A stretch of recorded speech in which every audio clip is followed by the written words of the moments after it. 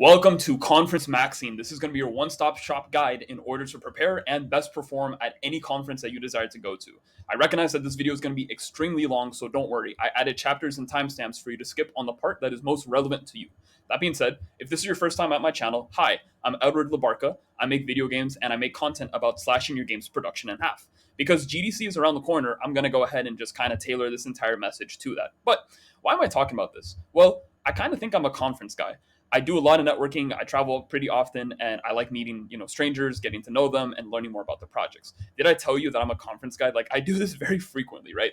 So in the past couple of years, I learned a lot of tactics, techniques, skills, and abilities to best network, best perform, and best showcase your projects and such. So that being said, this is a table of contents of all the things that I'm going to talk about in this video. Again, feel free to skip to the part that's relevant to you. Otherwise, let's just go ahead and kick it off. All right, so let's kick it off with purpose. Why should I go to a conference? And there's a bunch of reasons why you should, and a couple of reasons why you shouldn't. So let's go ahead and start reviewing this. I firmly believe that the strongest reasons why you should go to a conference in any context is so that you always grow and gain more levers as a person. And so the five excuses I'm going to give here, for example, are hey, if you're looking for career opportunities, for example, right? That means, hey, you probably want to get a better job. You're trying to find more money. You're trying to find opportunities to become a better developer, engineer, artist, etc. And so conferences typically have a lot of recruiting opportunities to, leverage this. So this is really powerful, and this is something that can work really well in your favor.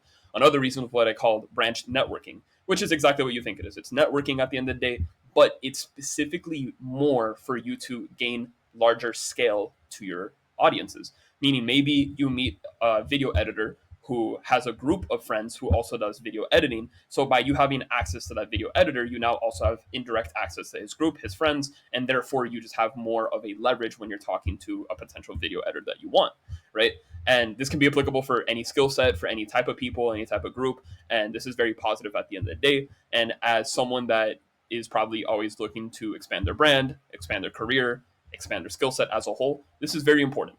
The next thing is when you have industry insights. So I'm going to go a little bit deeper here because there will always be a reason to exclusively go to a conference due to exclusive content. So for example, GDC has the thing called the GDC Vault. And that's basically when they record lectures and post it online on YouTube. And, you can see all this free, cool content. But not every single lecture is available on YouTube, right?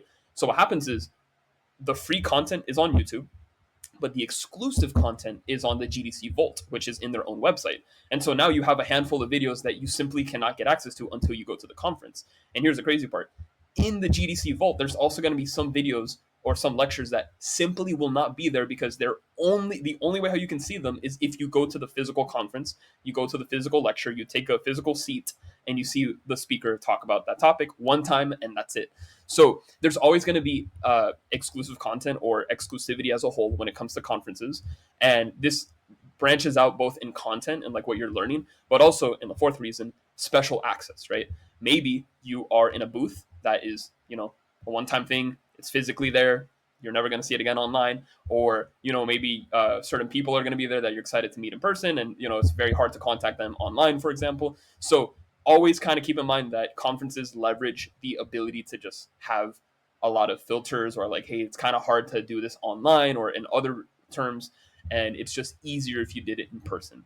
And then lastly, growing your brand, right? So you are yourself, you are a person, you're always going to have a skill set, you're always going to have a career, you're always going to have something to build upon no matter what. And so going to conferences will allow you to not only learn, but network and do other activities that can, bring awareness and exposure of who you are as a person, what your skills are able to do, and just in general, learn more about what you are doing with your life. So long story short, the strongest reasons to go to the conference is really based off of the exclusivity of content that you can only get at the conference and just growing and attaining the ability to scale what your current skill sets are, right? Now, I would tell you there's also alternative reasons to why you should go to the conference. There's no right or wrong, but I also think these are strong reasons too. So for example, let's say you own a booth and you're showcasing your game or your product or your research or, whatever you're presenting. You're probably collecting criticism, you're probably collecting data, and these are things that you are using to get better feedback. That's totally fine. Maybe you're presenting music, right? There's a bunch of things you can do. And getting feedback from experts or people in the industry that are directly there for a reason is something that's really powerful and strong, and you should definitely consider that, right? The other thing is skill assessment. So maybe there's a competition, maybe there's an exam, maybe there's an interview, maybe there's simply just a milestone that you really want to hit, and you want to kind of like prove it in a setting where there's like a lot of people and such, and be a little bit competitive and such. And that's fine. That's absolutely cool. There's a bunch of conferences that focus on competitions, and there's rewards, there's ways to gain money, scholarships, job opportunities just based off of your performance in the limited amount of time that you have there. So nothing wrong with that. Definitely a strong reason. Little controversial, but I do think that, hey, sometimes we go to conferences for the fun of it, entertainment purposes, right? Because not everything in the conference is going to bleed onto the online spaces, right? So there's going to be like, maybe parties, or meeting certain people, or maybe there's like a little act that happens, right? Little fun things that you can do to entertain yourself while you're at a conference. And so there is validity into believing that, hey, conferences are fun. And yeah, it's an opinion, but I do think that's something that, a strong reason why people should go to conferences as well. And also, conferences are not vacations, because they can be extremely draining when you realize that you're probably there for like a whole week. You're doing everything possible to stay awake, but it does break the typical work routine that we typically have. So no harm or foul doing that, right? The next thing, and I think this is kind of funny, but there are certain individuals that will not enter the industry until they really, really know a lot about it. And so, for context, quick example: I'm an engineer, but I didn't want to pursue engineering until I went to this one conference. I saw like all the cool things that an engineer could possibly do, all the people that I met, all the cool activities that they did, all of these like structures that made me realize, maybe this would be pretty cool if I tried out, if I gave it a proper shot. And there are some individuals that maybe they make music, and they don't want to pursue it so deeply until they go to a music convention. They're like, okay, I see the hype behind it, right? Game developers famously love to take their time before they actually like start being serious about the game development. So there's a high chance that developers go to GDC just to learn more about the industry, and then they say, you know what, I do want to try this out. So no harm or foul when it comes to using a conference as a source of introducing yourself into the industry. And finally, you can make your own reason. There's no wrong answer to just going to a conference and participating in it, right? So again, there's no right or wrongs, right? What I will say is that maybe there are a couple of reasons why you should not go to a conference. And genuinely, it just comes down to one thing, and it's bottlenecking. What this means is, let's say you want to do mass marketing, or you want to sell a lot of products, or you want to get a lot of conversions and such. The problem with selling things in booths or in conferences, you can do this. I'm not denying that you can't. But the issue is that you're going to have limited space, limited time. Not everyone that you're looking for is going to be at a certain place at a certain time. Everything's kind of randomized, right? So for you to go attempt a marketing campaign at a physical booth might work, but you would probably have more leverage if you were to do it online, where everyone can consume your content with less ease, right? It's just a click, and then they can look at your content and move on. Now, what I do recommend is that if you do plan to do marketing, conversion, sales, branding, anything that allows you to leverage an audience, it is more effective to go to a conference to network with people who have your audience, or people that know of an audience, so that they can recommend their audience to you. And that way you're building a larger brand, you're building a larger audience. Therefore, you can do the conversion and the sales later, after you have the ability to build a stronger, bigger audience base, right? Of course, don't stop your idea if I'm telling you, hey, don't sell things. No, yeah, you can absolutely sell things. There's no issue with that, and there's a bunch of opportunities to do so. I'm just saying that you are better off leveraging your audience and building your network and just learning more about the industry, using the conference as a tool to get bigger, so that you have a bigger opportunity to continue your sales and business as a whole. But yeah, and then again, anything that has bottleneck reasons. Again, if there's something that you want to do, but there's going to be limited resources, or limited time, or limited space, or limited people, you probably, not that you don't want to engage in it, but you just kind of want to be careful with that. That's it. So those are the strong, alternative, and weak reasons why you should go to a conference. And so if you think that you have something that aligns with this, go to the conference. If every reason that I just mentioned has nothing to do with your excitement or your ability to go to a conference, then hey, maybe it's not for you yet, or maybe you're not interested in the particular conference that is on the horizon. So there will be opportunities where you can see yourself going into one. But this is what I firmly believe is why you should go to a conference. In this section, we're going to talk about safety, and I cannot express how important this is. You're going to be surrounded by a lot of people, and while everyone has a quote unquote good intention, you do have to be very aware about your environment, because there are very likely scenarios where bad things can happen. So this is going to be a list of like the most important things to watch out for, because this has happened before. I've seen personally from experience people that were harmed or people that ended up in situations that were extremely unfortunate.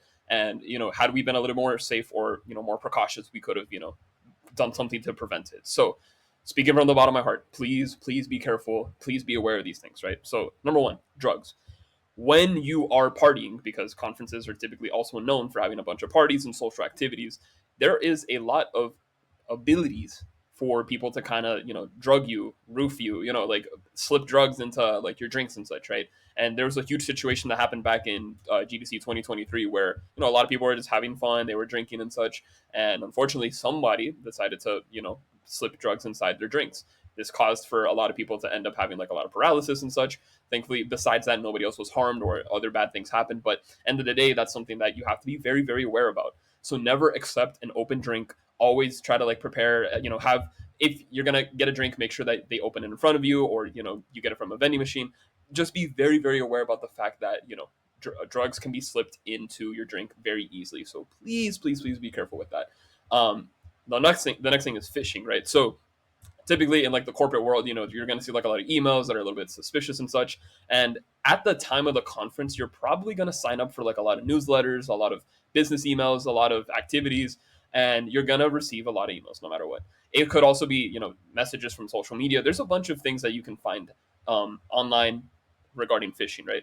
The problem is because you're going to have so much content during the week, you're going to feel like all of the sources that you're getting are going to be reliable because they're all related to the conference. Truth is that sometimes you might click a link that you thought was related to the conference, and suddenly you got your password changed and hacked, or maybe you just got phished, or maybe you downloaded a virus on accident. So always be extremely careful with the information that you're giving away when it comes to your contact information, but more importantly, just be very aware of what type of links you're going to click on. The best way to avoid phishing is simply just trying to read the actual sender of the email, for example. So if there's like a typo, if there's something that's kind of messed up, like instead of Gmail, it's Gmail, it's like, a little suspicious, right? And you can also always hover your mouse on hyperlinks. So before you click on the hyperlink, you can see the actual like full name of the link. And, if it ends in .co, or, I mean, there's card.co, so I can't say that as an example, but, if it ends in .com, or like if it has some weird words in it, be very careful with this, because a lot of people end up having some access issues with their own accounts when, again, they're just clicking on a lot of links, when they're sending their emails out a lot. So just be very aware of that. It's very dangerous, especially when, again, there's a lot of people around you. You never know who you're giving your account to. The next thing are scams. If something sounds too good to be true, kind of, take a step back, reevaluate, be very careful. Watch out for the physical locations of where you do interactions as well. You might hear somebody that says, "Hey, we're gonna do this cool play test thing, whatever," and maybe it's sketchy, maybe not a lot of people know about it. There's no credibility to it, so just be very careful with which situations and which areas you're going to enter at. It's always good to vet the place, the event, the location, the party before you actually engage with it. Typically, if it's like a location where parties are typically happening, cool. Be aware of the credibility. Just make sure, do a quick background check to say like, hey, was this a consistent group that happened in the last conferences? Is this new? How many people are going to go? Try to get those metrics before you dive into it, because you never know when you get scammed. You got to be careful with that. Behaviors is a little controversial here, because there's going to be some people that are really nice. There's going to be some people that have alternative motives, right? So always be in your best behavior. Always try to just be yourself, be safe. Make sure that who you're interacting with is genuine. And the problem with this is like a lot of people can be deceptive, right? So you never really know what someone's true motive is until you like find out last minute, right? So just be very aware of like how somebody presents themselves to you, how they talk to you, what location you're at, when these things happen. And it's always important to be like with a group of friends or just in a group in general, so that you're always like protected and such. But again, some people typically go to conferences for the wrong reasons, right? You're here to network, you're here to learn, you're here to become a better developer, an artist, a musician, a engineer, all these things. But some people want to meet others or target other people in particular. So that's something that you have to be very careful, right? If you are a person with a large following or a relatively big following, there's probably going to be individuals that are going to track you down. There's probably going to be individuals that are like really excited to meet you on paper, but maybe they have some other intentions. So be very aware of where you give your location. Be very aware of how people treat you, how people approach you. Try to stick around with groups if possible. Again, assess your safety first for the betterment of yourself. And lastly, dangerous areas, right? This is going to be particular because in a conference you might feel safe because again you're basically with a bunch of people. There's a lot of security. You got cameras. Like in the actual booth and conference, like you're okay, right? But you have to be aware about areas that are a little bit more empty than usual. In addition, depending on where you go, where the conference is, like physically on a state, for example, there's going to be areas where the crime rate is slightly higher than usual, or there have been a lot of issues in this area. We call them red zones, basically, right? And so, for example, California has an area in particular that I believe is called Tenderloin, for example, and it's constantly being reported as an area that has like higher crime rate, right? So if someone invites you to an area where they're like, yeah, you should come to Tenderloin, for example, you should probably be aware about the fact that it's a little dangerous. Try to take a step back from that, or if you're simply aware of the fact that an area like Tenderloin is quote unquote bad because of all the crime rate that gets constantly reported, simply don't do anything with that area. Try not to check a hotel near there. Try not to go to a food place that's located in that area. So be aware of both empty areas in the conference, but more importantly, areas that have reported, crime rates or suspicious activity in the actual state. You can research this by literally searching like, hey, criminal report records, or yeah, it's red zone areas in the place that you're visiting, so that you can just be aware of areas that you should avoid. So again, avoid drugs, avoid phishing scams, avoid weird events or weird places that like are sketchy. Be very careful about who you're with, how you're presenting yourself, your location. Don't try to get a stalker, you know what I mean? And be very, very careful with the areas that are hot, these red zones. And then other things to be a little bit more careful with. These aren't like hyper dangerous, but like please be aware. Like I said, you want to be with friends and you want to be in a friend group in particular, right? Because the more you are united with people that you trust, the easier it is to kind of just, be safe, right? But also be careful who are your friends. Be careful with the group that you end up going to, because maybe, you might be alone and you have like three strangers that come up to you and they're like, yeah, man, we're gonna hang out, we're gonna do this and that. You should join us, right? And that's cool. Like, it's all about networking and everything. But again, we don't really know everyone's background just yet. So if you willy nilly just jump into the group and maybe they take you on an alleyway and then something happens, well, you got to watch out for that. So I've personally witnessed a friend who they joined the group. It was like with three other people, and they ended up calling me saying, hey, I don't really feel safe. They're saying some things that are kind of out of pocket. I should probably not be here. And then I had to like grab my friend and get out of there, and that's fine. So make sure you're with the right friends. Make sure you have your friends' contact as well. Try to be in a group of people that you trust, but just also be careful with the actual groups that you end up meeting as you get there, right? Again, it's kind of difficult to assess these things because the context is everyone wants to talk to each other, everyone's going to network with each other. You don't really know who's a good person, who's a bad person, right? But like, just be in your best behavior, be very vigilant when it comes to the individuals you interact with, right? Badges is also very critical because everyone's going to wear a badge. There's two ways to look at this. One, if you have your expo pass, if you have your, like, hey, I'm going to this conference, right? You become a target for those who know that you're at the conference. And so what happens is if you are wearing your badge in the city, right, like outside of the booth and such, there's going to be some individuals or strangers that say, hey, like, oh, you're going to the conference. Isn't that, oh, can I drive you? Can I help you find this place, whatever? Like, the point with the badge is that you get targeted. So just be very, very cautious that when you go outside of the conference, try to put your badge in your pocket, in your backpack, in your badge, in your bag. Hide it. If you see another person with the badge, cool. You can kind of say, "Oh, I saw you at the expo. Let's talk." Whatever. Okay, sure. But like, just be very careful with that because you just never know who takes advantage of people that go to these conferences. And the other part of this is some badges can be fake. Okay, and you got to be very, very. I know this is such a minute detail, but you have to be very careful because sometimes people know that these big conferences happen once a year, twice a year, and they sometimes make a fake badge. They kind of like blend in with the group, and maybe they have really, really bad intentions, right? So verify the fact that if you're meeting someone with a badge, it's probably inside of the conference and that's safe and fair. But if you're outside of the conference and you see someone wearing a badge, be a little bit vigilant about the fact if maybe that's a real badge, maybe that's a fake badge, maybe it's an expired pass. Be careful. Just very much pay attention to that detail whenever you see the opportunity that shows up, right? Credibility is important.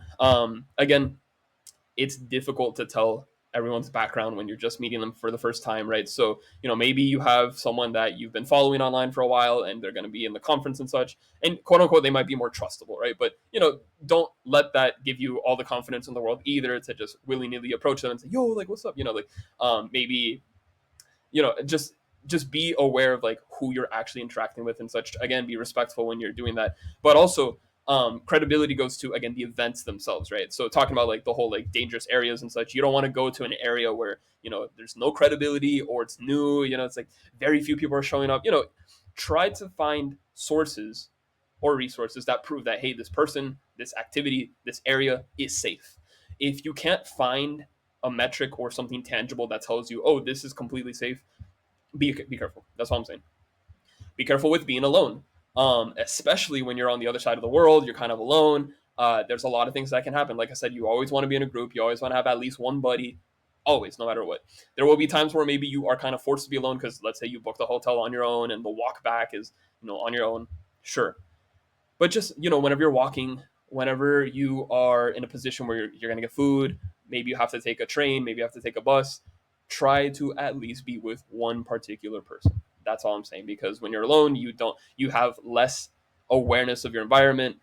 Everything's really busy. You're probably in a rush. You probably have the excitement and adrenaline of all these cool things that are about to happen during your day. So you're more focused on the future rather than the present. Be very aware of who you're with, your surroundings, and if you're alone, that becomes a little bit more critical. So try to do that. Be with someone. And lastly, peer pressure.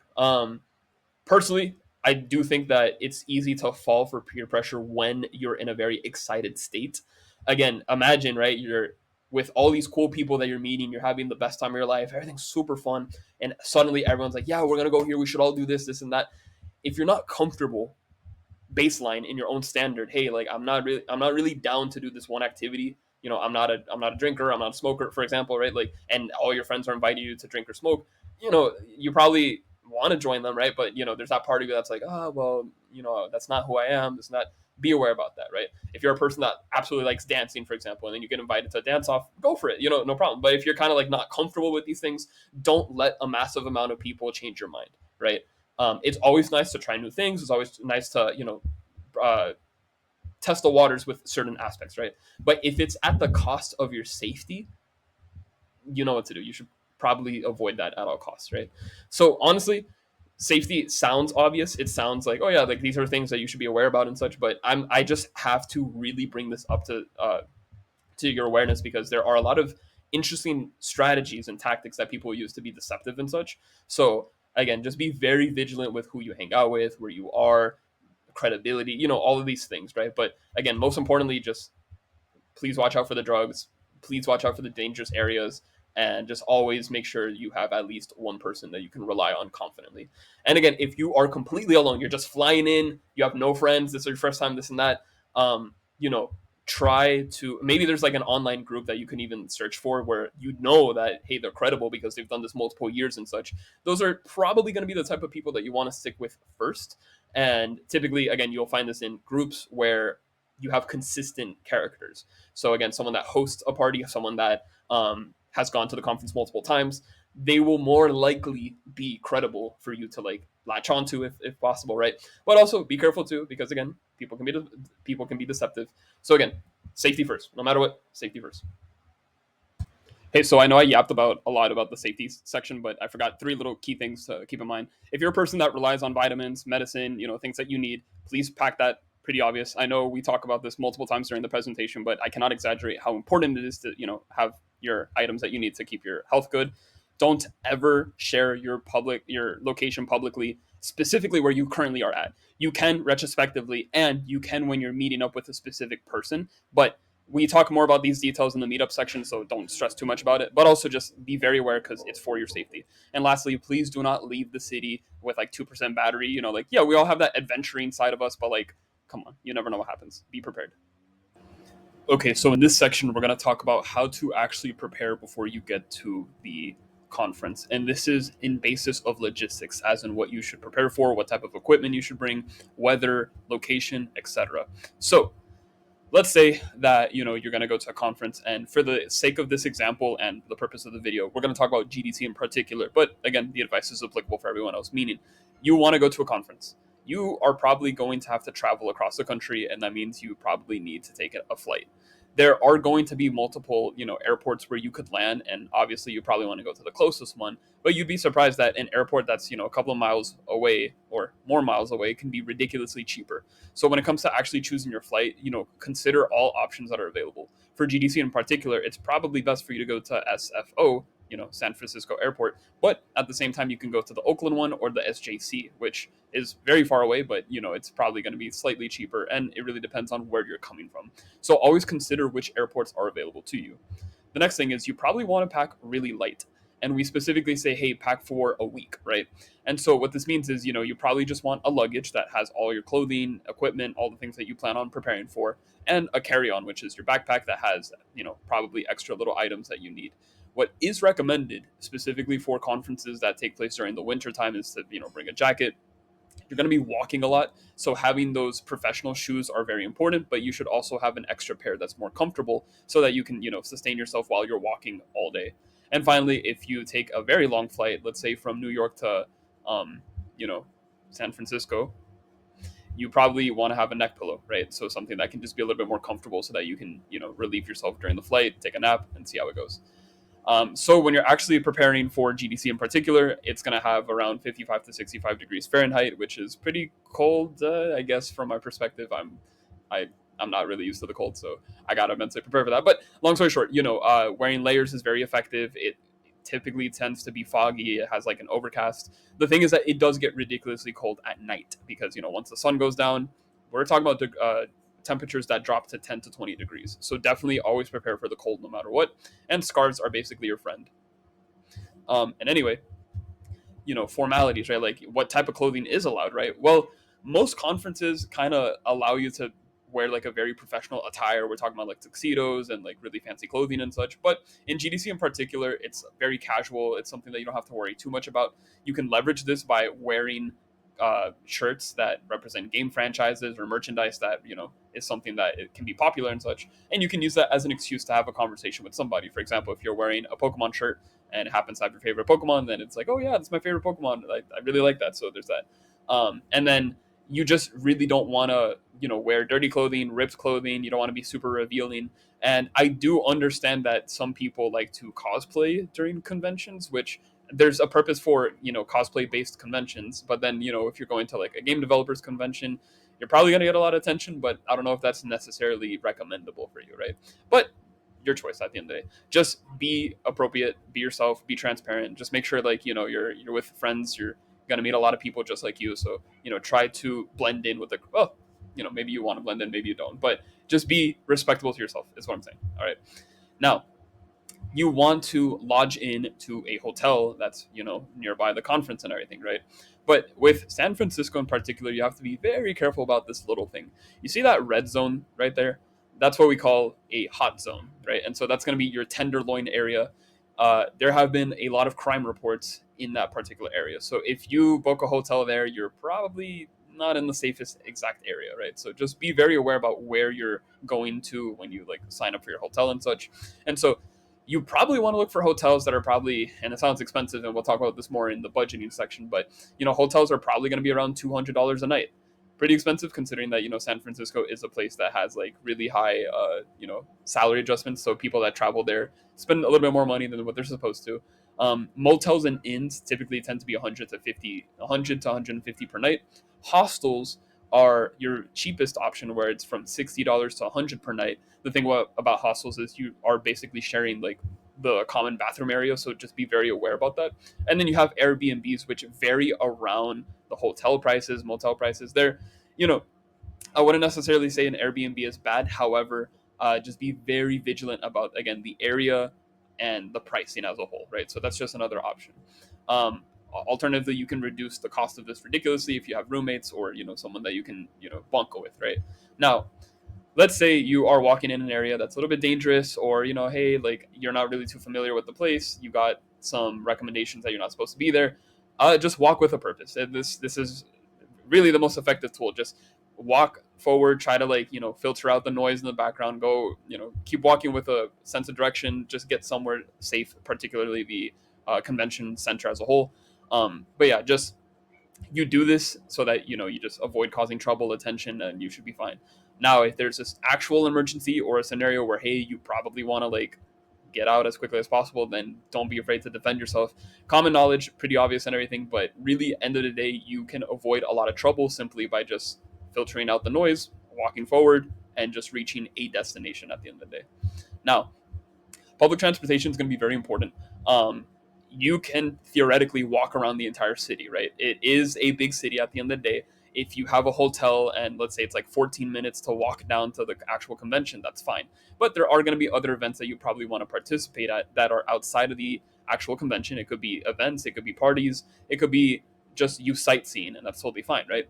That being said, you want to be aware that you probably want to have your Uber and Lyft apps available and ready so that you can just call a car and then have the ability to travel where you need. But that will be expensive, right? So be very mindful of that. But there are some alternatives, right? The BART is a train system that is designed for San Francisco here, and it can take you from the airport to the convention center for just $10.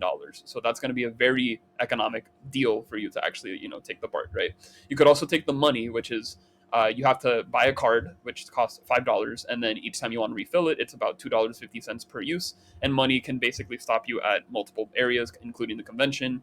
I'm not too sure if it's the airport in particular. I have to check that again. But yeah, you have a lot of transportation options between the BART and the money. But again, if you want to go somewhere hyper particular, go use a Lyft or Uber. And if you're willing just to walk around, that's fine. But also be careful about walking around because, like I said, there are some questionable areas that you don't want to go to. When it comes to food, well, let's be honest. You're probably going to be there for a week, so it is easy to just find a place to eat and call it a day. And you got to be very careful because if you are a person that takes your diet very seriously, if you're watching out for calories and such, it's so easy to neglect what type of nutrients you're going to have during that week because it's like, oh, food's available, I should eat. You should snack a little often because you're going to be very busy. You're going to burn a lot of extra energy, and there's just a lot of things that you have to be aware about, right? But if you are a person that likes to meal prep, if you like to have a couple of things that you can prepare for at its cheapest, I genuinely recommend you going to Trader Joe's, again, supermarket that's nearby the convention, and you can find a bunch of options. And you do got to be careful though, because depending on the hotel that you have, maybe you don't have a place to cook, maybe you don't have a microwave, right? It really depends on where you end up having, because your amenities kind of cause a dependency of what you can actually get. So just a little heads up that yeah, supermarkets exist, you can actually prepare on time, but if this is too complicated, then you do want to search restaurants that are nearby, and more importantly, you probably want to find the cheapest options so that you can have the most effective bang to your buck, right? But that being said, be very aware about the budget you will have for food. Now, before you go to the conference, you need to have your portfolio, your resume, all of the things that you're going to be presenting yourself with ahead of time, right?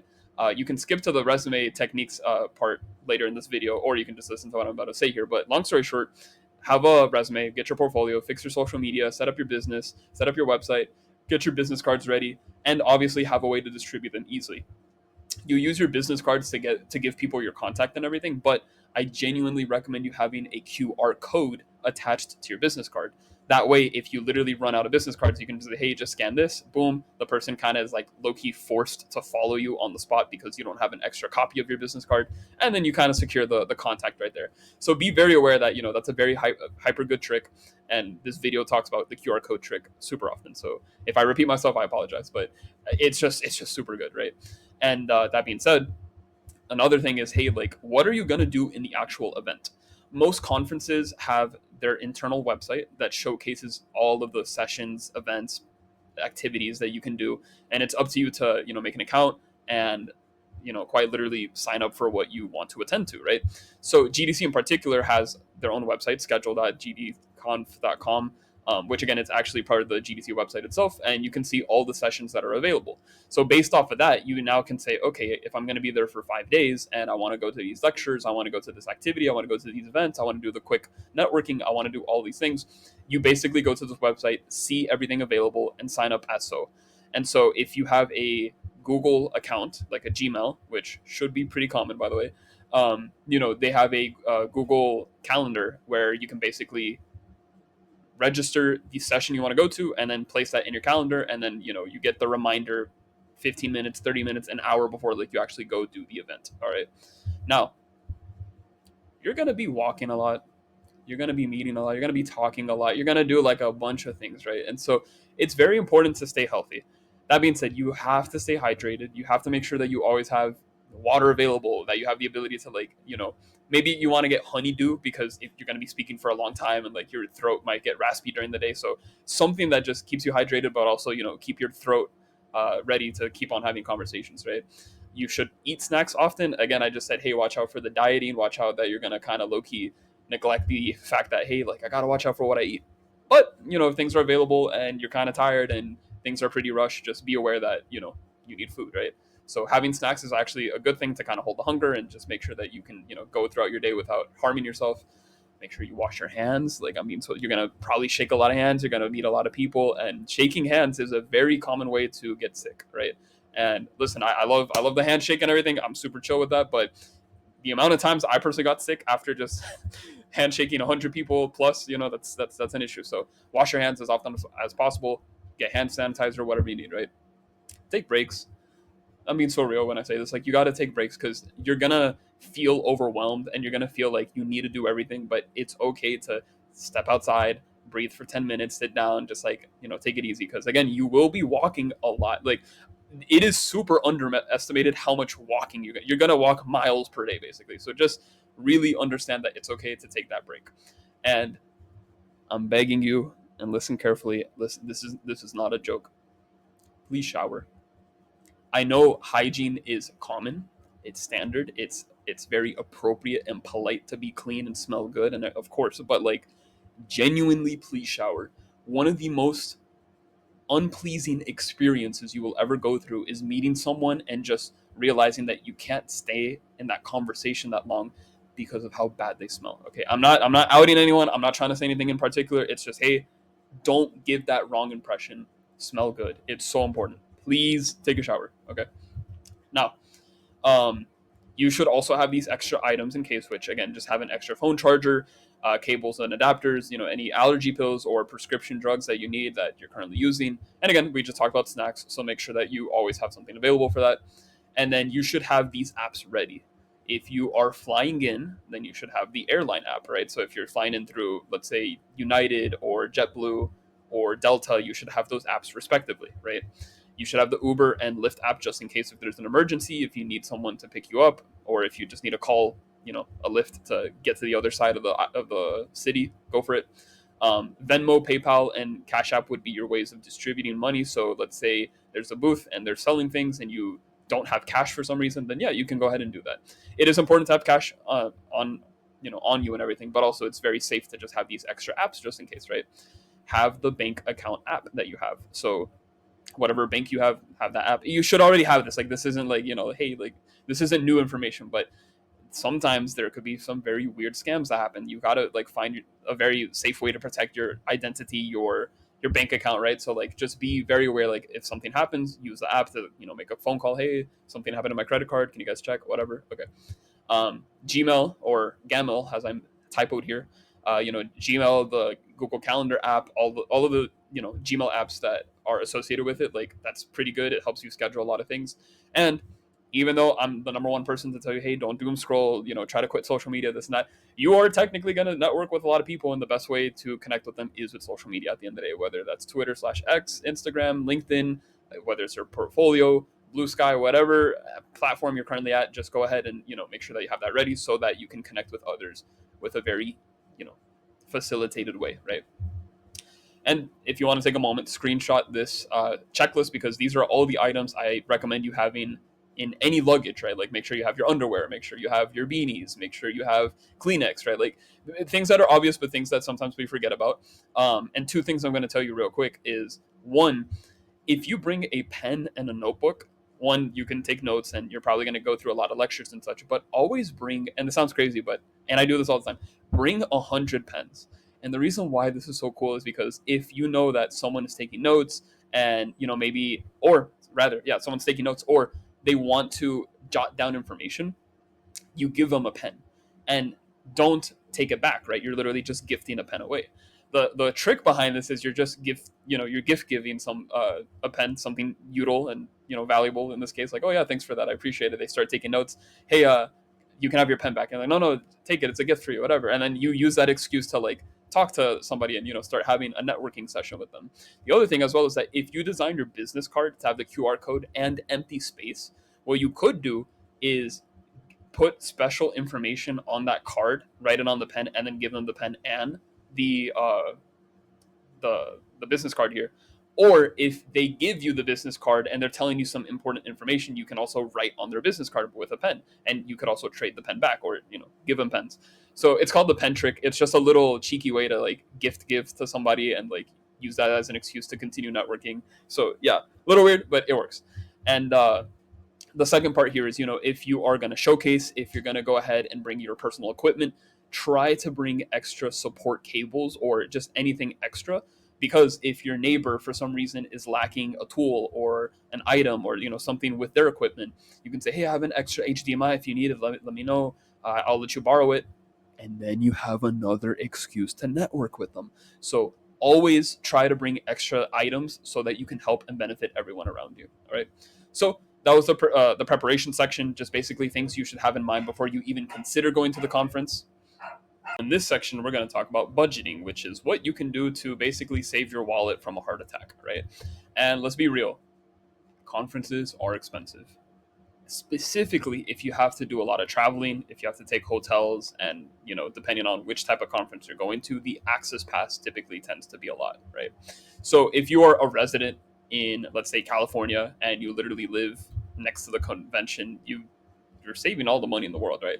But realistically speaking, a lot of people are traveling to go to these conventions, right? So typically, you're going to spend a 30% amount of your entire budget on travel, 40% on your hotel, and then everything else is probably going to go to the access pass, food, disposables. And disposable can mean money that you use to, like buy things that you're interested in, like actual products, or it can be a combination of transportation. It can be a combination of little emergencies that happen, right?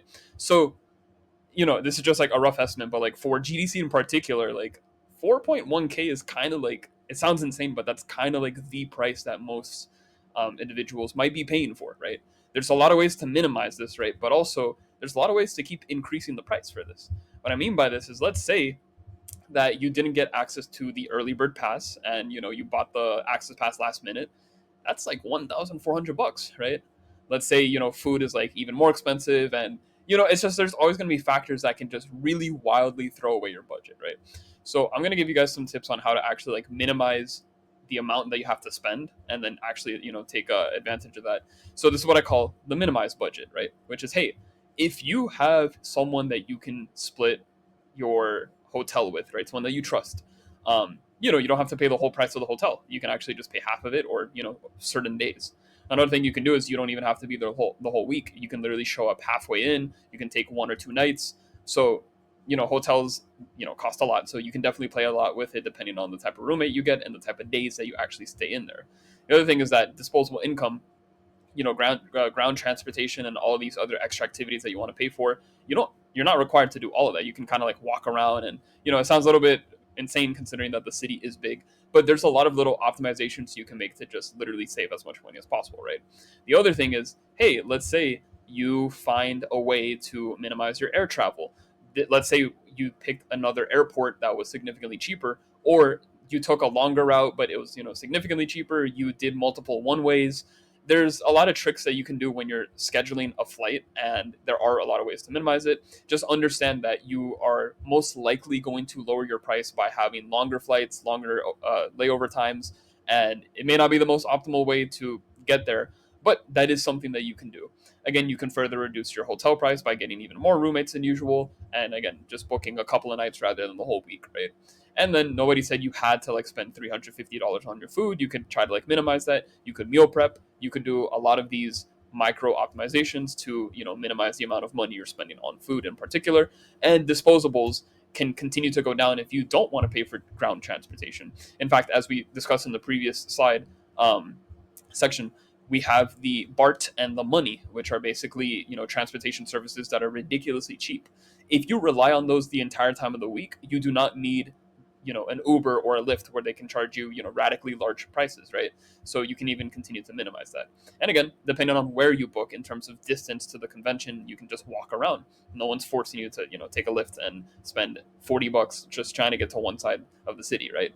Now, let's say you got sponsored. This is very important because if that happens, they basically give you the ability to give you the pass, or, the entry ticket of the convention. And we're going to talk more about sponsorships in the next section because there are ways to do that. Now, let's say we can minimize even more. And how is that possible? Well, let's say you live there. Let's say you don't even, again, there's multiple things that you can also consider about, like, you not even needing to fly in, or you not even needing a hotel in the first place, right? So of course, everyone's situation is going to be circumstantial, and there's a lot of options that we're going to have. And again, not every convention is expensive. Not all of them are also cheap. It really depends on the location, the timing, and it's also a little fun fact about, like, when a convention occurs, there's always going to be spikes in hotel prices as well. So if you could book your hotel like a year ahead, you will actually find ridiculously cheaper prices, right? So just a big heads up there. Now, what does this mean? You have to choose and pick your poison at the end of the day, right? About, like, how much you want to spend, how much you're willing to spend, and just seeing what are your options to minimize the amount of budget that you will use, right? Now, there is one secret to absolutely going to a convention completely free. In fact, they pay you to do this, right?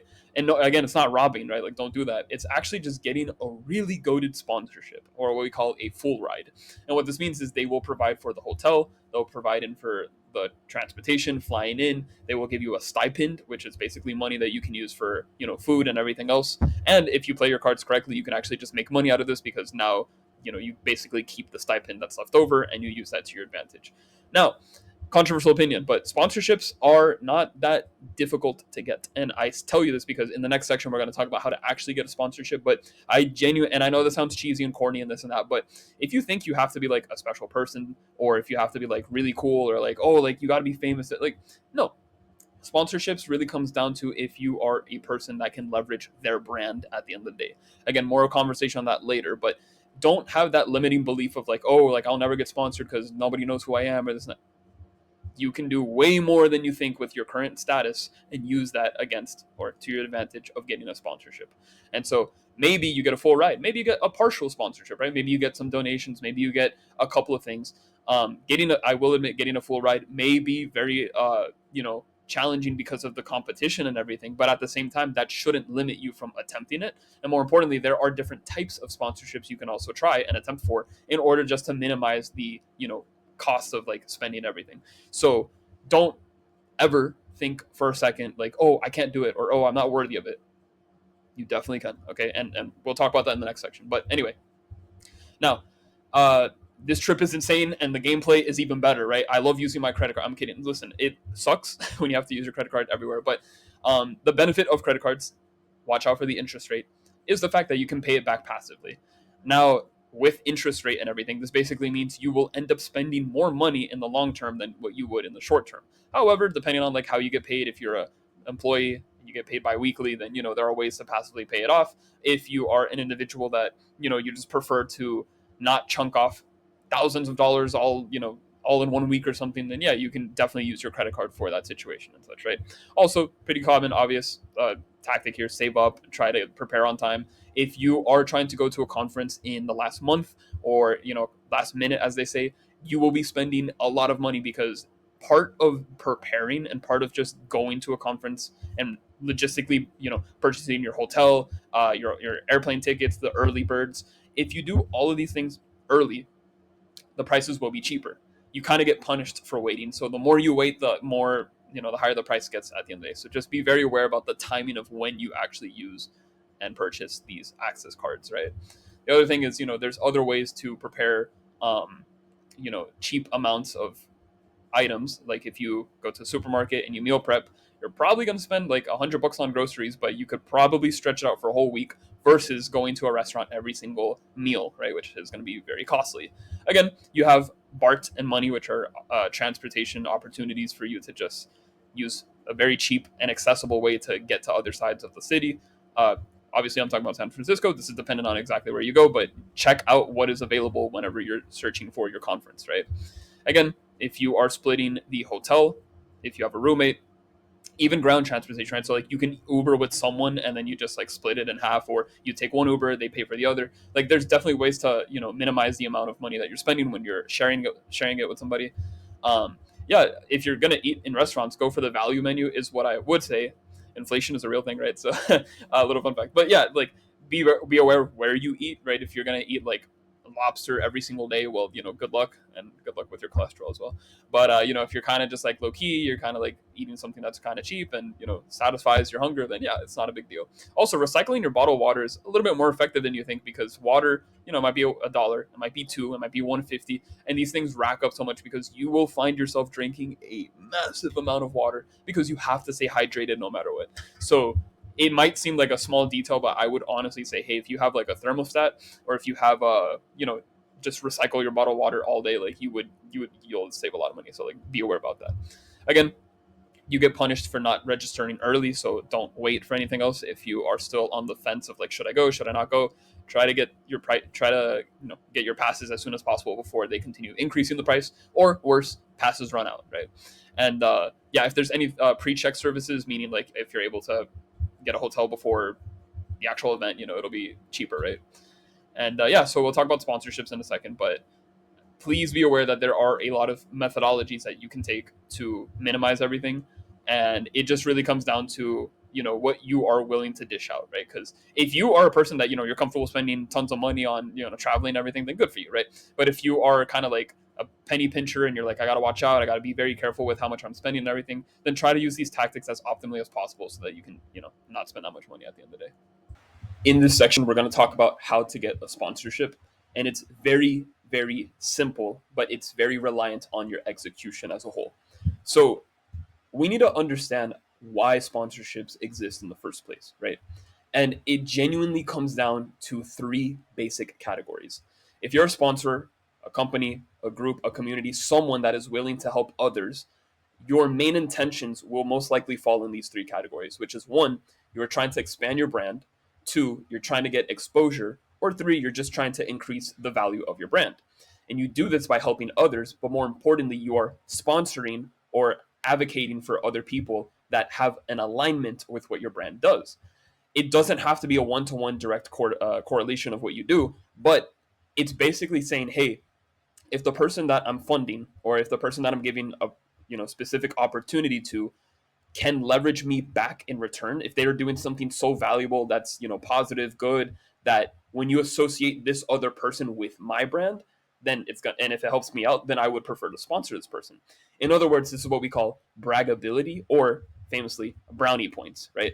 So if a company is saying, hey, we're working on XYZ, and if you're already doing something related to that, chances are it would look positive if they had a good relationship with you. And so your idea, or like the main idea, is, hey, always try to align with the sponsor as a whole by doing your own thing, but making sure that it's done in a positive manner. And what that looks like is, when you're trying to get a sponsorship, in this case, you always want to be in a group of people that the sponsors would actually recommend. So for example, if you have a company that sponsors oil and gas, for example, right, the candidates that are most likely going to receive a sponsorship from there would probably be engineers that work in oil and gas, or maybe a group that kind of does community services, or they do something voluntary, or they are community builders.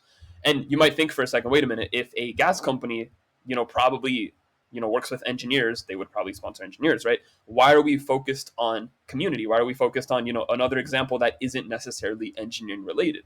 The reason why is because if we pay attention to community service and building communities, that's a very positive attribute that the oil and gas company would probably say, hey, like, it would be cool if you associate community building with my brand.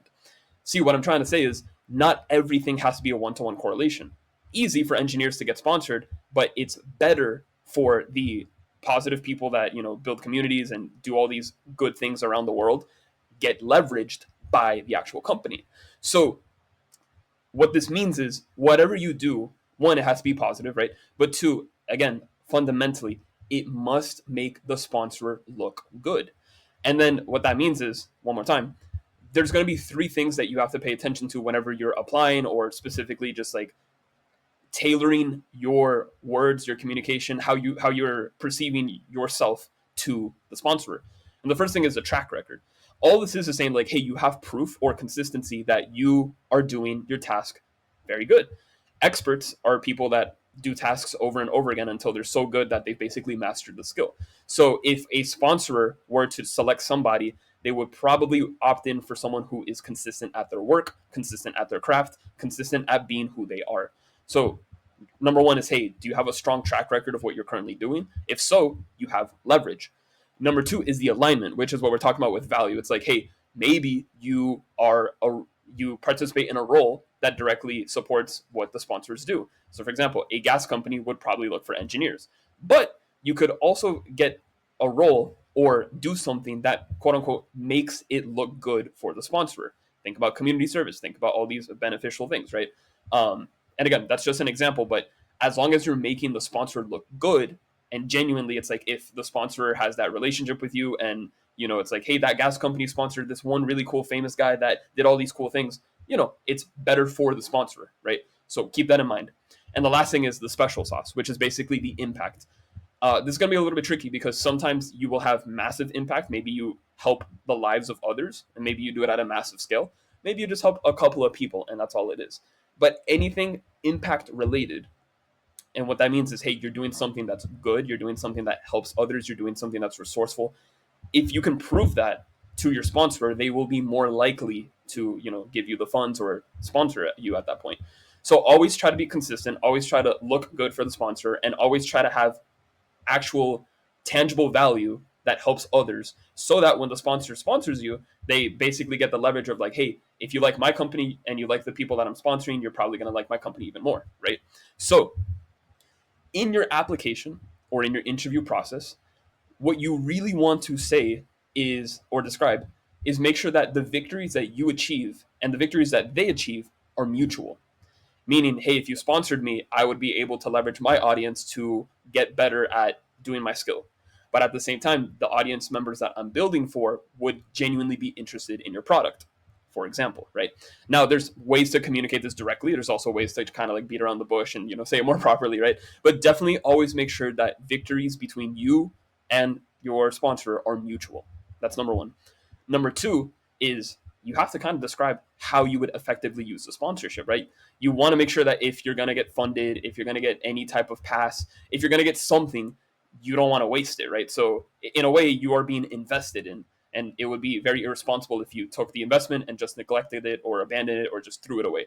So don't be wasteful with that. Be precise, be clear on why you would take advantage of the sponsorship in a beneficial way.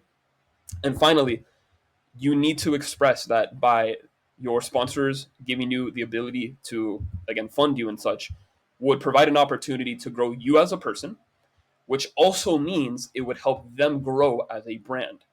Again, the more leverage you have as an individual asset, the better the brand of the sponsor becomes because you guys are correlated. That's the whole point, right? And then, most importantly, this entire practice must be done while you are being yourself the entire time. There's only one you. You are your most unique asset, and you genuinely need to express yourself the way that you typically would. Of course, you can be professional and respectful. There's a bunch of ways how you can work on it, but you always need to, bring in the fact that you are you. There's one copy of you. That's it. I mean, there's no copies of you. It's just you, and that's it.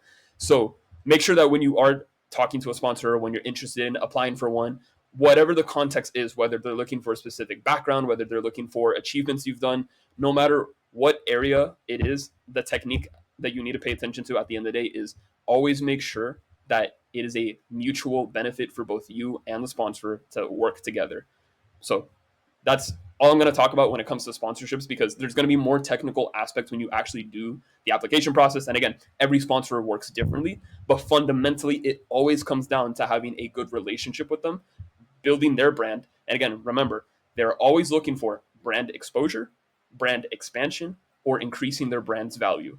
If you can help them do that directly with just you, doing yourself, that's it. They're going to have so much value investing into you that they'll probably say, oh, I need to sponsor this individual so that it makes me stronger as a brand. Remember that. Okay, guys, it's currently 5:44 a.m. in the morning, Monday morning, GDC. We're ready. Let's go. How's everyone Oh, wait. Still asleep, right? Sorry. All right. Funny clip aside, in this section, we're going to talk about go time, which is what does your first hour of the convention actually look like, right? Let me explain something to you. When you actually enter the reality of, oh my goodness, I'm here, I'm physically at the convention, I see people in the line, I'm looking at the city, I see all these events going on outside, super excited, I'm getting pumped. There's going to be a lot of mixed emotions you get. The first one is excitement, which is like, hey, I'm finally here, I'm excited to engage with everything that I said I was going to plan to do.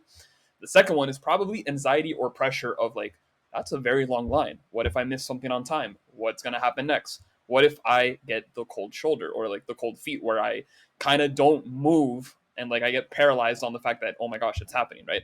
There's a lot of these situations that we're going to end up having internally where we have to recognize, okay, I need to really do something before I lose my time, right? Because end of the day, conventions have a limited amount of time. So you want to execute as quickly as possible, right? Now, there's a couple of things I'm going to talk about. First of all, you will be okay. Nothing to worry about. There's going to be a lot of overwhelming pressure and feelings you're going to feel, especially if this is like your first conference, right? The more times you go to a conference, the easier it is to, ease into it. But typically, again, if you're unexperienced or if you have little experience with, joining conferences, you're going to feel that overwhelming pressure every single time. So the reason why we exaggerate that you need to have a calendar or at least plan out all the activities and events that you want to do is precisely for this reason. You'll recognize, hold on, wait a minute. I know that my first event is actually going to be an hour later. So I can kind of like take this entire hour, chill, make the line, talk to people, start networking there, warm up my social battery and see what happens, right? And then maybe, you might be a little bit scared because it's like, oh, my first event starts like as soon as the door opens and, maybe I'm late and everything. Okay, then you prepare by getting there on time. Again, you wake up early. There's a lot of things that you can do, and it's always going to be based around the calendar that you've been working on. So please, please, please make sure that you've prepared your calendar with the events that you genuinely want to go to. Make sure that you actually have the appropriate access pass to get to the event.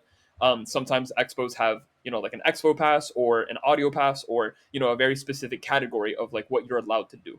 So, the more access, the better. If not, you can always just drill and be precise on what you want to go to in particular, right? Now, you will be overwhelmed in the first hour.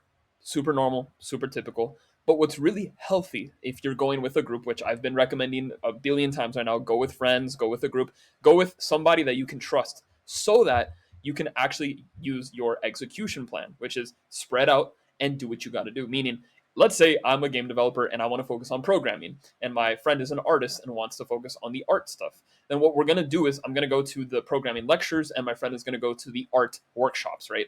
And what happens is indirectly, I need to be in my best behavior and execute my plan perfectly so that when I report back to my friend, I give him the blind spots that he was missing, right? So then he does his part, and then I have to subconsciously recognize, wait a minute, my friend is currently doing really good, performing, watching, listening, taking notes. He's doing his part at the art workshop. And later we're going to meet up again so that we can talk about our days. So I don't want to come back reporting, an empty-handed report. I need to tell him like, hey, I did this, I did that. So in a way, your friends will keep you accountable on executing the actual plan that you have. That being said, make sure that you have a plan. Make sure that your friend has a plan. Make sure that both calendars have time for you guys to spread out, and of course, have that time during the day to meet up, or even at night when you guys like end up finishing the day of the conference, right? But have that subconscious accountability partner that makes you realize I can't stay in paralysis mode. I have to do something to like stay active and keep doing what I have to do. After you gain the momentum of just going to your first participation and everything, things start to settle in, and even though the pressure and the hype is everywhere, you start to like navigate it way more smoothly, and eventually once you pick up the pace, there will be a momentum that you can exercise where you will just feel good and neutral during the convention. Okay. The next thing is during go time, you always have to stay composed. Fun fact, this is like no joke, the seventh time recording this section because every time I did so, there was like a power outage for some reason. That being said, don't worry about that. All I'm saying is if something were to happen, right, there might be a new pop-up stand, there might be an emergency, there might be a lecture that you just noticed that you didn't put in your calendar, there might be an obstacle, a distraction, there might be something that is just completely new in your efforts and endeavors of going to participate in certain activities, right? And there's nothing wrong with that. You can always deviate from your plan in a convention. There's no issue with that. But just remember that if you do so, recognize, okay, I'll kind of like goof off over here. I'll see how cool this area is, but I'll eventually go back to my plan. I'll make sure that I'll stay calm, composed, And more importantly, don't feel guilty if you miss something, right? Again, typically conferences are a week long, so you're going to have multiple days. It's a marathon. Again, there's not that much content you're going to miss big picture unless it's like a very high priority thing that you signed up for. So remember that. But end of the day, you are free to do what you want. Just bind yourself with the calendar, spread out with your friends, and then remain relaxed if something new and exciting pops up. Of course, you have the freedom to engage in that. That's why you're there in the first place, right? But just always remain calm, because once you get that momentum, I'm not scared, I'm not nervous, I don't really have that pressure anymore. Okay, I think I can kind of be a little bit more experimental with my approach. Go for it. Now, one very critical part I want to share with you is you will always attempt to do everything on time in your conference, right? There are contexts and there are situations that appear where maybe something happens, right? Let's say like your flight gets delayed, right? Like, let's hope that's not the case, but there's a real world scenario where that happens, right? Remember, everyone in the convention is on the same boat as you. As in, we're all kind of like overwhelmed. We're all extremely excited. We all have this anxiety, right? We all use the bathroom, right? Like, there's a bunch of things that we all can like easily compare ourselves to and recognize that, okay, it's not really a big deal if I missed this little item, if I did that, if I skipped out on this meetup, like, it's okay. All right. What I do want to say is that if you are on time, you're still gonna, recognize that you have a calendar, that you have a whole week, that things are good. But what happens if you're late? So I'm going to confess this quick story, and this is a very important lesson. So let me just paint the picture here, right? I was going to go to a conference, and I ended up arriving to the conference 4 hours later. Now, that meant that my airplane was delayed, and at the end of the day, I kind of missed out on the first few activities. But I wasn't stressed because all I knew was I needed to do this one interview that I scheduled at like 6 p.m. at night. I ended up arriving at the actual airport at 5:30 p.m. So as you can imagine, I'm thinking, bro, I'm cooked. I only have half an hour to get out of the airport, reach the convention, and meet up with my interviewer on time, right? And so I did something extremely risky, and I don't ever recommend you doing this at all. I met up with a group of friends, immediately networked with them. As in, they were strangers. They became my friends after I was like, yo, you're going to the convention too. There's that. And I remember telling them, guys, like, I hate to tell you this, but I'm super in a rush. If I call an Uber, I have to wait like half an hour. Everything's rushed. Could I join you guys? And we're talking about a group of like 6 people, and they already rented a car, and they're like, yeah, you can join us, but we don't have space. Well, first they were like, we don't have space, and I'm like, I'll go to the trunk, please. And they let me go to the trunk. Now, okay, what I'm saying is kind of like messed up, right? But the idea is, I had to jump in the trunk of my new friends, to get to the convention on time. And this is a huge safety hazard. Okay, it was a bumpy road. Thank God I was able to make it on time. Everything's fine. The crazy part is, I made it to the convention with literally 2 minutes left before the interview started. So what happened was, I got out of the trunk of the car. I'm literally like super messed up and everything, and I'm like really messy. My tuxedo's like all like sloppy. I get out, and the first person I see as I'm like getting out of the car is the person that's interviewing me. And so it's funny because he was late too. Huh. Interesting that he was late. But then the thing is, I caused a really bad impression. One, I neglected my safety to risk getting there on time. And two, I literally like had the first impression of getting out of a trunk super sloppy. Like, no one's normal. No one does that normally, right? So it was like a very like aggressive thing. And the reason why this is such a bad thing is because, again, I already showcased with my body language and my actions that I don't care about my safety. I literally would put everything above the line for the interview and everything. And on paper, that's like, oh, he sounds heroic. He sounds great. Like, he's really focused. But the recruiter told me, like, yo, you could have just texted me. You could have like let me know you were going to be late. We could have rescheduled. Like, I'm very disappointed in the fact that you like did all those like crazy things to meet up with me.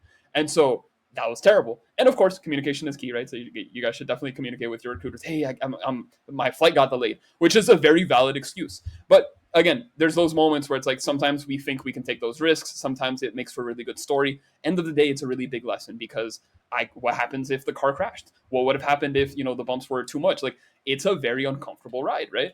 And so you want to always make sure that you can be late in things, and that's okay. You can tell people, hey, I'm not going to make it on time. Hey, let's reschedule. Everything's packed. Everyone's busy. Everyone has these things, and everyone should be able to understand that your safety comes first no matter what. And so the main message that I'm trying to get to here is that it is better to lose a minute in your life than your life in a minute. Because if you just gamble the fact that, oh, I'm going to put myself in a trunk with strangers and get there on time, that's not smart. That's really dumb. Okay. So that's me exposing myself, and I'm just telling you the story because, again, You might think on paper this is good, when in execution it's probably the worst thing that you could do. And no, I did not get a job or stage two on that interview with that recruiter because he was like, no, you're not safe. And I'm like, okay, cool. So yeah, things happen. And could I have done it better? Absolutely. Of course, I'm gonna hold myself accountable to that. Will I ever do it again? No. But we should definitely make sure that we always recognize that it's okay to be late to things in the context of the fact that everyone's busy. There's a lot of things going on. It's okay to call, let them know, reschedule, whatever. And let's say it's the last day. It's like, hey guys, it's Friday. This is my last opportunity, and I missed out. Guess what? There's a bunch of other activities to do. Again, as long as it's not high priority or something, or the main reason why you get to the conference, then I wouldn't gamble anything. All right. In this section, I'm going to talk about showcasing your projects, but I'm going to also focus more on games and products that you can sell. If you're looking for research or even learning how to share music, we have dedicated sections for that. That comes after this. All right. So, how can I maximize my presence in limited spaces? This is going to be a little bit tricky because when you do have an area to, display your game and show off what you have, you got to be very careful because again, the space that you're in, the time that it takes place on, and the amount of people that show up are all interdependent with each other, and it's never going to be a large scale in comparison to something that you can showcase online. So you typically want to start a booth or work on a booth when you're literally looking for feedback, criticism, when you're trying to just get exposure, but like super micro level exposure, because again, it's easier to scale online. The people that would show up in your booth may have opportunities for you, meaning it could be press, it could be someone that makes content on video games, for example, and then that's something that you can leverage your audience with, right? Or at least their audience. And the problem with this is like, this is good, but you don't really have control of who shows up. It's kind of random, right? So you are basically running the risk of, hey, you're not going to scale that much, but of the people that you do meet, there are other things that will pop up. For example, if you have someone that plays your game, they try out your demo and they really like it. Not only would they most likely wish list, but the conversion rate would be way stronger because now they have that relationship with the developer, you, right? And then you're also just there to demonstrate the fact that, hey, this is my game, this is my concept. I'm looking for validation. I want to see if people like it or not. So always pay attention to the fact that, whatever you're doing, the biggest benefit is you're just trying to validate your game. And finally, maybe you run into a publisher, maybe you run into someone, again, like a press conference person. So there's a lot of benefits on who you run to, but again, you don't really have too much control of that. So focus more on the validity and feedback aspect of your game, right? The next thing is when you do showcase your game, make sure that your game is so streamlined that literally the player can just pick up the controller, press a button, and start playing. If you need a tutorial, if you need to explain the mechanics, that's fine, but try to make it so that they can do it on their own. The worst thing you could do is, you're telling them constantly, okay, now press this button, move up, move down. You probably want to go over here. If you have to explain to them the instructions of every single part of the game, your game design as a whole is probably weak, and you need to reassess for better feedback, right? To make sure that, hey, like the players have a better experience, right? But besides that, try to make it smooth, streamlined. Just make sure that they can actually pick up the controller and beat the levels as intended. The next thing is you need to have a very clear booth. You're probably seeing my booth on the left where I'm in a dark corner, 7 p.m. random bar. You know what I mean? Like it's like, yeah, there were a lot of people there. That was an amazing event, and I learned a lot, leveraged a lot. But it could have been more had I chosen a better location, if I got there super early. So there's like a lot of logistics you have to like keep in mind when you are at a booth, right? But more importantly, I would tell you, you have to have a clear setup to the point where other people can find you pretty quickly, or at least you stand out. Because end of the day, if you're presenting a game, guess what? Everyone around you is also presenting games. So I'm not saying that you're being compared or there's a high level competition. It's just that everyone's doing the same thing. Therefore, to stand out, you have to do something a little bit more different. That being said, always focus on a color palette, for example. If you see on the right, that's my friend Pun Pun Arts, who basically had her own booth, and literally she only used three colors, right? Which was white, yellow, and this like magenta, like maroon, right? And it stands out. It just kind of pops. It's like, okay, that's kind of odd. But then you kind of look at it, and then you look at what she's selling. And it's like, okay, this is pretty interesting. So, when possible, try to like brighten your booth if anything, right? The next thing is it's always important to have your game looping on the main menu so that anyone can grab it and go. But also, let's say your game crashes or something happens where the application or the program shuts down, right? Little fun fact: you can make your desktop background the instruction sheet of the game. Meaning, oh, like the game's not playing, just click here and start the game, right? Okay, cool. But also, you'll notice that, hey, there's a little thing on the bottom left corner, right? And we call those things QR codes. QR codes are going to be your best friend in any booth because, everyone has a phone, everyone can scan things. So, as they're, let's say they're waiting in the line, or, they're just interested in playing the game, but, maybe they'll come back later. Boom, they just take out their phone, scan the QR code, and you can direct them to the game's demo, your wishlist page, your newsletter, your channel. You can redirect them anywhere that you want to based off of whatever you're directing them to. So always take advantage of having QR codes whenever you're physically presenting in a booth, right? The other thing is, maybe you do want to have printables, right? Maybe you want to have business cards or little collectibles, but you also might want to have like a little sheet that kind of explains the game, so that if someone's making a line, or if there's like the ability for them to like see what they're getting into before the game properly loads, they can just see, oh cool, these are instructions, this is what the game's about. Okay, cool. You want to make it as simple as possible. I do think I kind of made this art too complicated, because while on paper it looks simple, like I don't think everyone's going to read every single possible word before they jump right into the game, right? So probably something like, hey, this is my game, these are the controllers, have fun, right? But there you go. And then you always want to keep your group engaged no matter what. So let's say they are making a line to, wait to play your game and everything, right? There's a high possibility that there's a monitor, they can see the current player playing, and they're probably rooting for them. But you can also do little tricks to just keep everyone's engagement while they stay at the line. What I did personally was, hey, I had a QR code where if you scanned it, you would actually jump to the webcomic series that I wrote, which is basically the backstory of what's happening in the game. So while the player's waiting in line, they can just take the time to like read a little comic about, hey, what are the characters, what's going on, right? The other thing is, hey, like you can genuinely just, talk about your project, answer questions, say like, hey, does this game look interesting to you? Just keep the flow going, right? And another trick you can do as a designer is you can even do like little activities where like, hey, like these are my, for example, I'm making a game with drinks, right?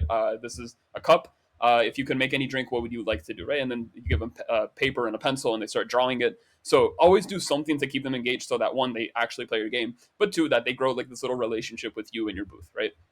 And then I would also genuinely tell you that the strongest lever that you will have when it comes to presenting or just like marketing your game is always going to be character design, right? So in your booth, if you have images, if you have like those posters that a lot of people can see, having really cool characters is going to be such a huge lever, right?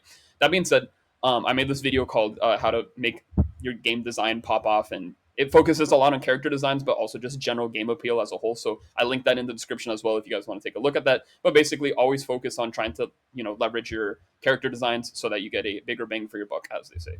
And once the play test is over, or once the player is kind of done playing their demo, make sure that you find a way to collect their contact, try to distribute your page, try to like, again, not sell, but tell them like, hey, like if you're interested, here's the wish list, here's my newsletter, like if you want to keep in contact with me or updated, this is where you want to go to. All right. And finally, like I said, you do have the ability to sell in the booth, right? Nobody's stopping you from stop doing that. Like, yeah, absolutely you can. But again, the whole point of you being in the booth is kind of to expand your audience. More importantly, you're expanding the audience based off of people that could like help you out the most. Like I said, think about press conferences, think about content creators, think about those that actually are like, oh, I like this game so much, I'll tell my friends about it. You want to get scalable audience members so that you just grow your audience more. Again, you don't have too much control over this. You don't really know who you're running into. And these are one of the things where it's like, hey, it's more optimal to have a booth for feedback and validation purposes over selling and audience expansion. But this is a real opportunity that many individuals have, and you should definitely take advantage of it. So that's how to present and showcase a game project, and these rules are also like applicable for other products. But now we're going to talk about the music part, and then later we're going to talk about research. So in this section, we're going to talk about how you can actually share music and audio in conferences. And by the way, this is going to be dedicated to the group that consistently goes to the audio part of GDC. You guys are amazing. You guys are talented. You guys are super, super cool. And yeah, I'm super excited to share what I've been learning as a composer so that you guys can properly share more content that you guys have, right? So the tricky thing about sharing music in conferences really comes down to the fact that music is best observed when in private. The problem is that in a conference, there's so many, events going on in the background. There's noise, crowds. It's very difficult to get someone to sit down and consciously like review your soundtrack when again there's a billion activities going on in a given moment. So keep in mind that's like issue number one, right? Issue number two is that you have to make your music as accessible as possible. And there's going to be a couple of tricks that we can do to like actually resolve this, which I'll tell you guys literally in the next slide, right? And then the third thing is, hey, context of your music plays such a big role that if you kind of like just introduce your music in isolation, you're not going to get the biggest impact out there, especially when it comes to game development. the type of music that you guys are probably making are, related to game development as a whole. So you have to learn how to attach visuals, uh, videos, and actual games to the soundtracks that you're developing. So let's break this down further, right? For example, what you should always do is make a reel list. And I would arguably tell you, hey, make a reel list of like 3 to 5 songs and make them 30 seconds long. All you want to do is sample your soundtrack so that one, the individual can like quickly listen to your hook, and your hook is going to be like the best part of the soundtrack that you created. And what happens is if the hook is so strong and the individual's like, oh, I want to hear more about it, guess what? All you have to do is redirect them into the ability of like, hey, like look at this whole soundtrack, look at these other songs that I made. This is really important. And by the way, your reel list has to be accessible, meaning it should be available on a website. You should have your links ready, or you can use the QR code trick that we talked about, where you just have a QR code, the person scans it, and then they jump into your reel. Oh, these are 30 seconds. That's a low time commitment. I can definitely just check it out for a second. Not a big deal. Oh, this sounds really cool. I want to listen more to it. Boom. Do a short term reel list with few amount of songs, basically your top 3 bangers, your top 5 bangers. And if you're able to capture your audience with those 30 seconds, trust me, they will want to learn more and hear more about your, what talents you can offer them, right? The other thing is, hey, there's a lot of noise in the background. Make sure to whoever you end up showing your content to that they have headphones. Bonus points if you're able to provide your own headphones, but also that might be like a little health issue. So let's not try to like get too deep into that. But definitely make sure that the other person is aware that hey, like they're genuinely interested, they want to hear more of your music and such. So try to like have the ability to recognize that hey, do you guys have headphones? Can you guys prepare with headphones? Can you bring your own extra headphones and such so that others can listen? That's going to be very important because again, there's going to be so many distractions in the background. If you want to get your highest effort level of feedback, it has to be done in isolation. All right. The next part is, and this is very, very important. This is like a little trick you can do. When you get someone that wants to review or listen to your music, there is always going to be that genuine attempt where they'll try to like give you your best feedback, right? But a little trick you can do to, gain more retention or allow them to focus a little more is leveraging the ability to use videos, images, or, actual gameplay of where the soundtrack comes from. And so you do this, one, to build retention, but two, as they're focusing on the music, you're allowing the visuals to speak more levels of depth of what the actual soundtrack is presenting. So, for example, if you're doing like a character select theme, and if you're actually showing gameplay of like how the character select theme or how the character select menu looks like, then there's gonna be that correlation. It's like, oh, I see, like that kind of makes sense, okay. But then they get to focus more on the fact that they're listening and evaluating the soundtrack. But now they have this imagery of like, wait a minute, this actually makes sense, or this note kind of sounds wrong. So always try to leverage videos, images, gameplay as much as possible as you attach it with your music. Okay. The next thing, super important, and for those that go to GDC, the audio section, super consistently, please, please sign up for the demo derby. This is easily going to be the greatest lever that you will have as a composer, because what happens is you basically go to this little event. It's typically an hour to an hour and a half, maybe 2 hours, depending on how many participants show up. And what happens is you have this panel of judges that criticize your music for the sample that you submit. Typically, the sample is going to be a minute long, and you get some really good feedback, and it's going to be very judgmental and very harsh, and it's super fun. But the cool thing about it is that if you make a really good impression with your soundtrack, the people around you are also composers. And what happens is at the end, you guys can connect. You can say, hey, I really like that track you made. Oh, that reminded me of this. Oh, this was really cool. Oh, how did you do that? What instruments did you use? And suddenly you have easy leverage to just open conversations with every other composer who's in the room, because one, they already heard your stuff, and two, you're also going to hear their stuff as well. So now you have so much advantages to just talking to people, getting to know more about who's participating in this event, and also at the end of the day, you're getting more feedback and criticism to polish your craft. Really exciting event. 100% recommend it. So please, please, please always sign up for the demo derby. It is literally like the best event for audio GDC members. And lastly, this is going to be very important, right? Like I said, you need to recognize that how you share your music is extremely important, because again, there's going to be background noise. You need to put people in isolation. You need to make sure that there's like focus. There's a lot of little tactics that you can use to make sure that music gets shared correctly. But the biggest issue with game music right now, at least in the industry, or at least from what I've been observing, is that you need your music to have an attachment to the actual game that it gets associated to, right? And so the problem is, if you are an indie developer and your game isn't like super famous or something, it's very difficult to say, oh yeah, so like I made music for this game. If you guys like the game, you would like the music, vice versa. But the thing is, it's much more difficult to say if you like the music, you'll like the game. It's easier to say if you like the game, you'll like the music, right? That being said, the same principle can be applied when we're talking about you as a person. You see, the most important asset is you, the composer. You are the person that is presenting yourself as a brand, as a composer, as a real human being, right? So my recommendation to you is, hey, network with your friends, build interest, just like be friendly, try to like genuinely know the person. You guys can bond over activities, events, you guys can play board games, you guys can do a bunch of things during the week of GDC. And what happens is that when you establish a really strong, genuine connection with somebody else, there's going to be a high probability that you guys talk about what you guys do for work and what you guys do for fun. And so there's a point in the conversation that you're going to reach where you say, hey, like, I notice you're a developer or you're a composer or you do this, you do that. Would you mind sharing your work with me? And if the other person tells you that, that's your opportunity to showcase your soundtrack. There may be a probability that you get biased because, hey, now you're my friend and like it's really cool, this and that. But the idea is by branching that relationship with that person, you now have an opportunity to share more of your music. And guess what? Not only is this basic networking, but this allows you to basically say, hey, I now can showcase all the deep parts of the soundtracks that I make. And I can get criticism for you, or you can share it with your other friends, or maybe you might know of an opportunity. This is essentially like the best way to share your music at the end of the day. Network first, build interest, and then showcase it later. All right.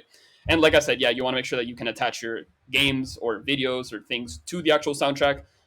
It's just easier to do it that way, but no stress if that's not the case. But always try to make sure that, hey, my music is interesting, but look how much more interesting it would be if it were in this game. And by the way, you can also use this to your advantage when you're talking to actual game developers, right? Maybe a game developer saying like, "Hey, this is my game. It looks like this. It's this genre. These are the features," and you can say, "Oh, I made a song that literally would be perfect if you put it in this environment," for example. So always keep that in the back of your mind because that's an opportunity for you to not only keep sharing but also help game developers as a whole. And lastly, um, always be curious, right? So I'm literally going to use myself as an example here. So as you notice, I showed you guys the clip of like, hey, this is my soundtrack. This is what I presented at the demo derby. There's no audio in the background, right? That being said, if you actually want to listen to what I presented to, you can look at the link down below to check out my soundtrack of Dodge King. Boom. And then how I just presented you guys the idea like, hey, this is my game. This was my soundtrack. This not if you guys want to listen to it, feel free to do it. And remember, if you guys do end up clicking on the link because you're curious or you actually want to know how it sounds like, you would have to listen to it in private. And then you can roast me in the comment sections later, right? So don't worry about that. But that's the structure. That's the tip. Just network, build interest, help others. And then when you want to, hit them with that sale or say like, hey, like this is what I actually do. This is what I make. If you guys are genuinely interested, give them the ability to look at your content as a whole. Anyway, GDC audio group, you guys are amazing. You guys are super talented. And if anyone is interested in actually trying GDC for the audio portion, take my recommendation. Super fun, super great people. Absolutely like one of the highlights of the entire conference. In this section, we're going to talk about research presentations and the key things you need to leverage when you are presenting your technical knowledge. Now, I'm going to be very brief with this section because it is assumed that if you're already doing investigations, you already have a lot of technical knowledge that showcases that you kind of are very, very competent on like presentations as a whole. This is assumed because typically you're supposed to have a mentor. You typically come from an institution that teaches you these things. So I'm going to be very brief about it. But the one thing that I really want to bring attention to is there's going to be three parts that you must communicate very clearly. And how you communicate it actually can leverage way more than you think. I'm going to teach you the secret of how you can use a research presentation to secure an internship or possibly or a possible job opportunity. So, the three things you have to talk about whenever you're presenting research is your premise, methodology, and your findings, right? So, let's break this down very briefly. Your premise is always going to be the why are you doing this, right? And no, it's not, hey, I'm a research student, I want to learn how to do basic engineering, for example, and I'm using this opportunity to learn more. No, no, no, no. You genuinely want to talk about the actual problem, right? So for example, in this poster, it talks about soft robotics, right? Which is, hey, how can we make robots or structures that can be flexible by using the silicon rubber? And more importantly, can it still have the same applications of what a robot would typically do? And then you describe the applications of what that looks like, for example, right? So you say, this is my problem. There's multiple ways to actually talk about the problem. So it's like, oh, we don't know how tensile strength works. Or, oh, there's a lack of knowledge or lack of data when it comes to tensile strength in this exact context, for example, right? Once you establish the problem, the next part is you want to talk about your methodology. Fun fact, most of the questions you're going to receive if you present correctly always stem from the methodology, meaning how did you set it up? How did you make the experiment? What did you do? What was tricky? What worked? What didn't? What softwares did you use? What tools did you use? What were the items, objectives, tasks you did in order to get your findings? This is going to be the meat of your entire presentation, since this is probably like what you're going to talk about for the most part, right? But always be clear that every approach that you're taking has the intention of solving the problem. All right. And what happens is at the end, when you have your findings, which is the data, the results, the metric that proves, hey, my experiment led me to these conclusions, you want to talk about your findings very carefully and very simply, like, oh, we found out that we solved this issue, or we solved the problem, or we now have more data regarding how this operates, how this performs. We now understand deeper, more deeply how these functions affect these results. You're basically going, and once again, from input to process to output. Here's the trick that you need to pay critical attention to.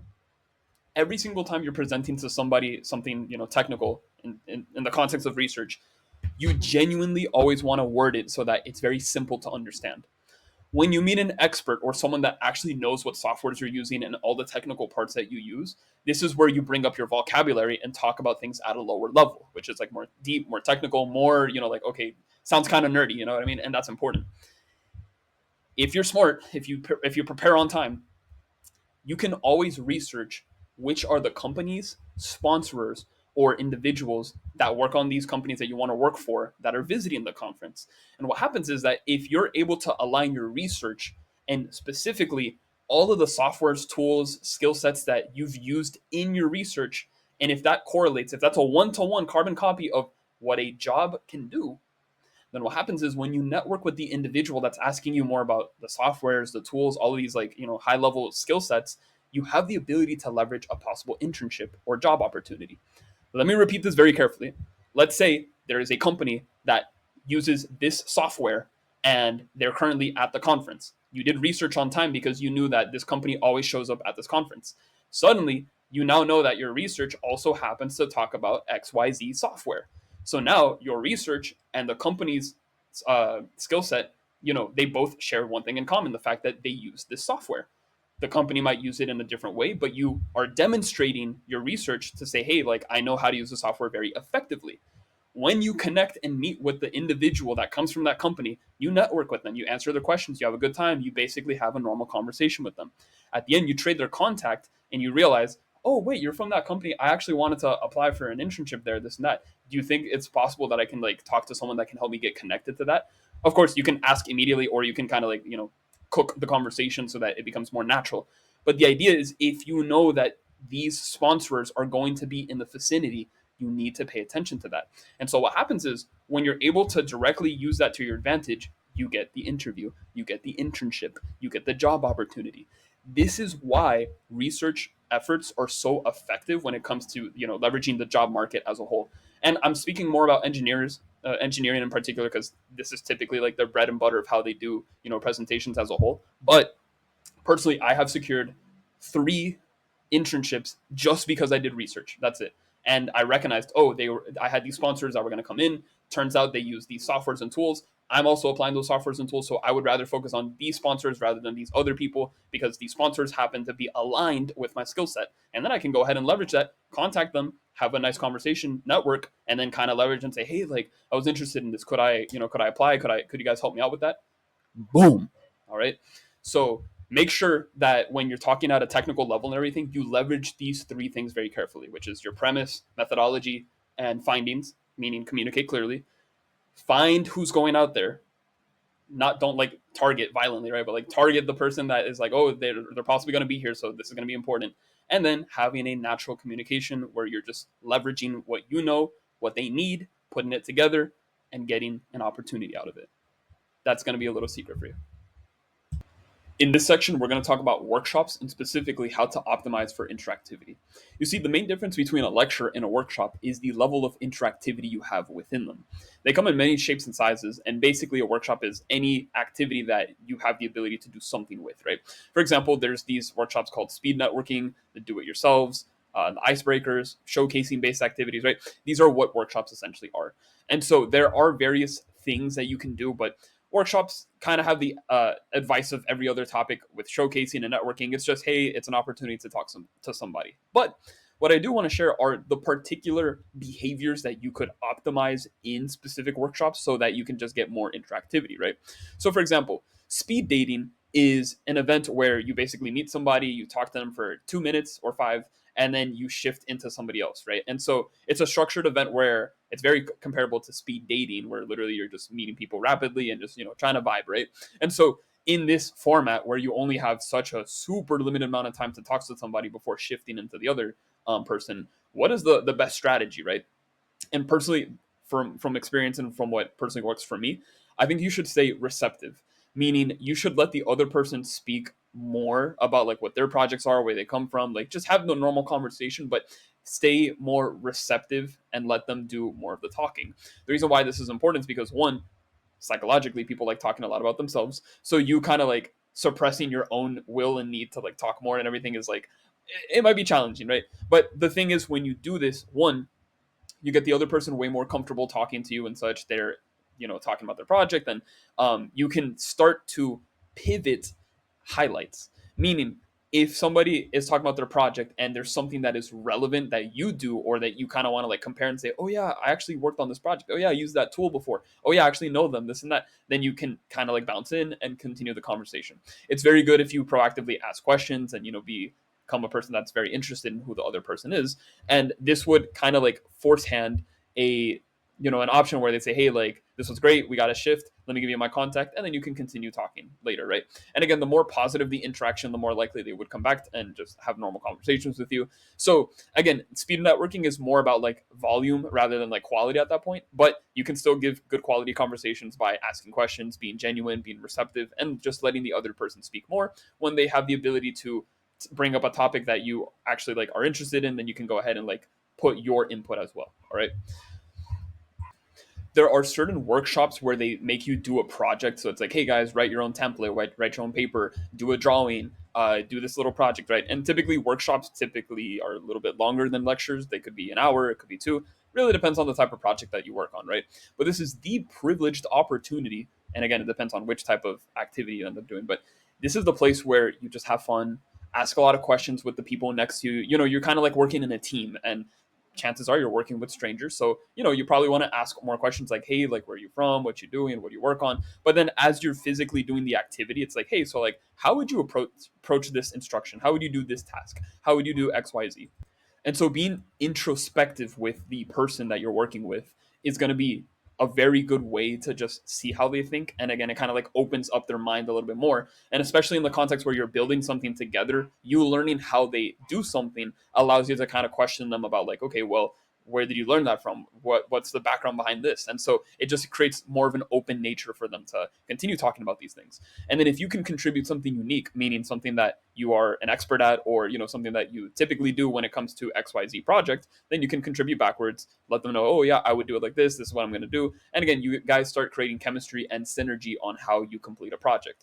With that in mind, you start to bond over them, and then you basically have like a better, stronger connection. Workshop ends, you collect their contact, boom, new networking opportunity, right?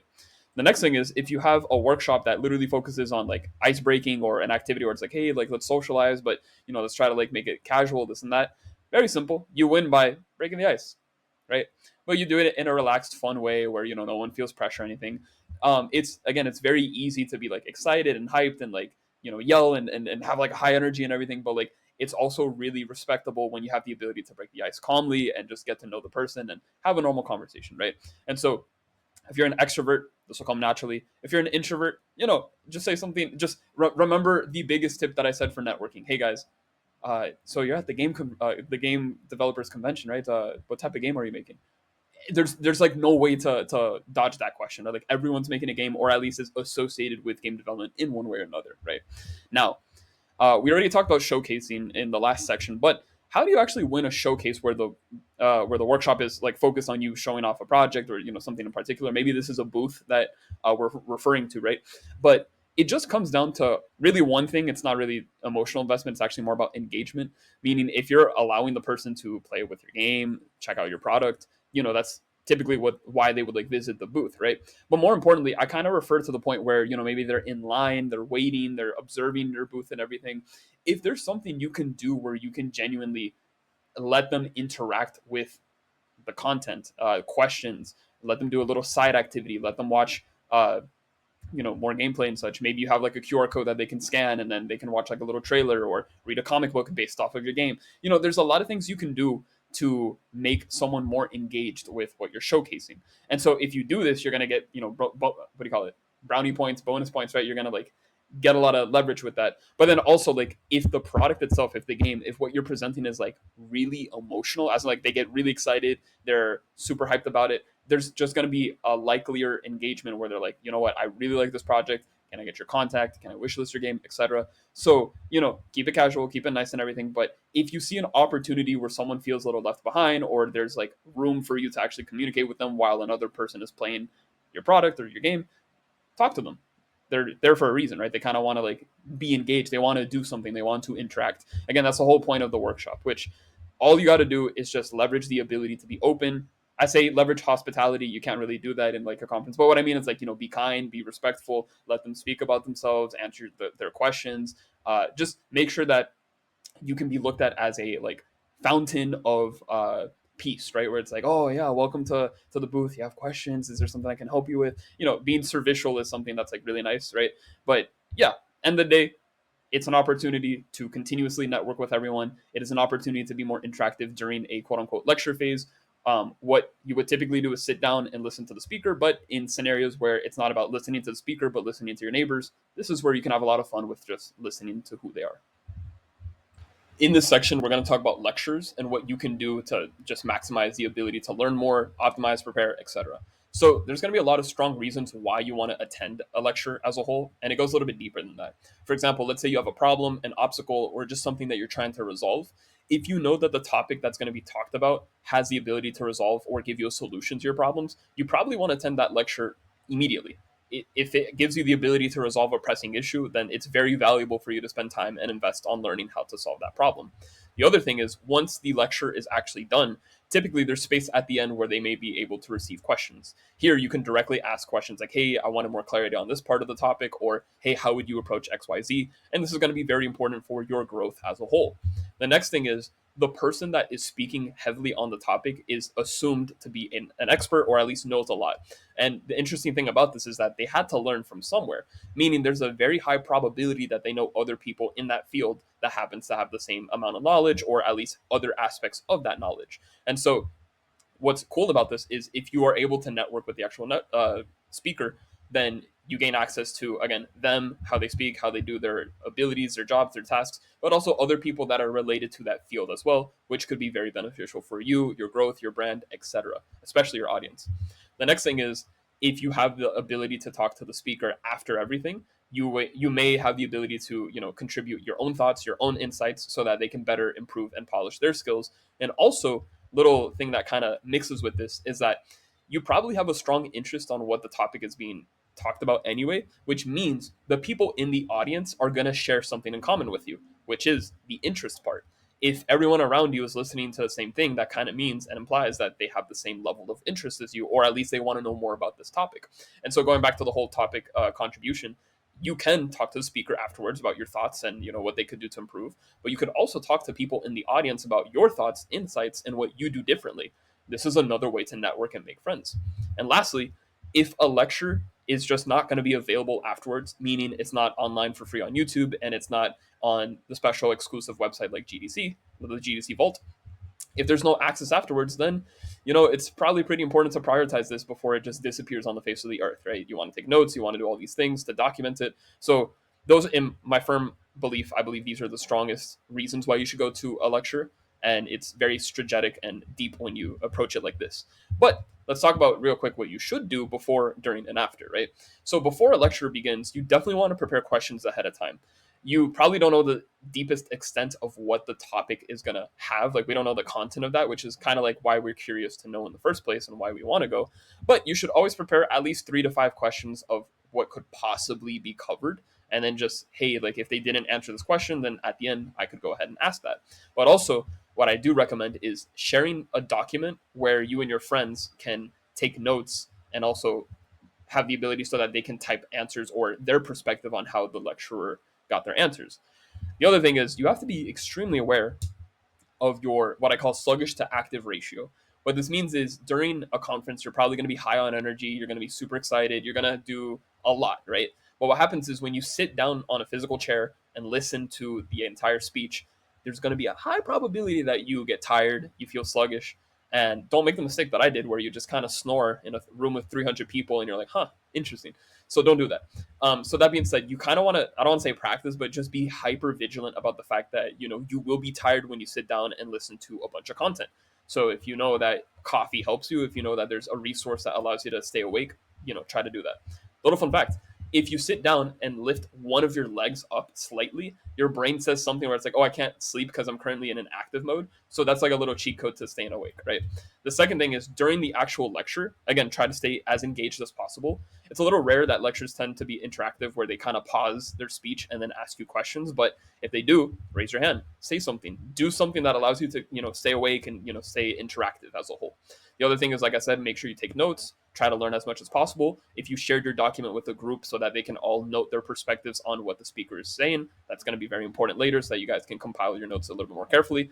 And at the end, please remain respectful. Please try to stay attentive and do not snore in front of 300 people and be remembered as that one guy that did something very questionable during a very important lecture. And lastly, after the lecture, you should always try to apply the knowledge as soon as possible. If you're able to learn something quickly and then apply it as rapidly as possible, you're able to make a habit out of it, and you just basically become a more powerful asset by doing so. And what's also interesting is, like I said, if you are in an audience where everyone is interested in that topic and they all learned something as well, you can interact with individuals in the audience to just share more insights and perspectives. And this is an excuse to not only network but also continue to learn more beyond what the speaker has spoke about. So that's my advice for anyone that's interested in watching a lecture, what to do when you're actually like participating in that, and how to properly network with others. Just share your insights as quickly as possible. And yeah, that'll be all for the lecture section. So just make sure that you are best prepared, and again, stay awake. Please stay awake. In this section, we're going to talk about how to properly conduct a meetup. There's a lot of things to be aware about because technically everyone's a stranger, right? You're basically meeting strangers on the internet, and that's kind of like a scary idea when you really break it down. So you always want to prioritize your safety and just other things as well when you are coordinating a meetup, right? So for example, if you are, let's say, interested in talking to someone that you followed for a very long time, or simply someone that is more knowledgeable on an area that you would like to learn about, you can always find their social media account, reach out to them and say, hey, like, I would like to meet up with you since I heard you're going to the conference. What can we do to make that possible, right? And when you're doing this, you want to make sure that you're being as sincere as possible. Never, ever meet up somebody with an ulterior motive because one, that's very deceptive, messed up, and causes a lot of distrust. But two, how you approach the actual interaction will change fundamentally if you do change your mind or, again, have a different motive than just learning from them or focusing on the activity that you are instating to do, right?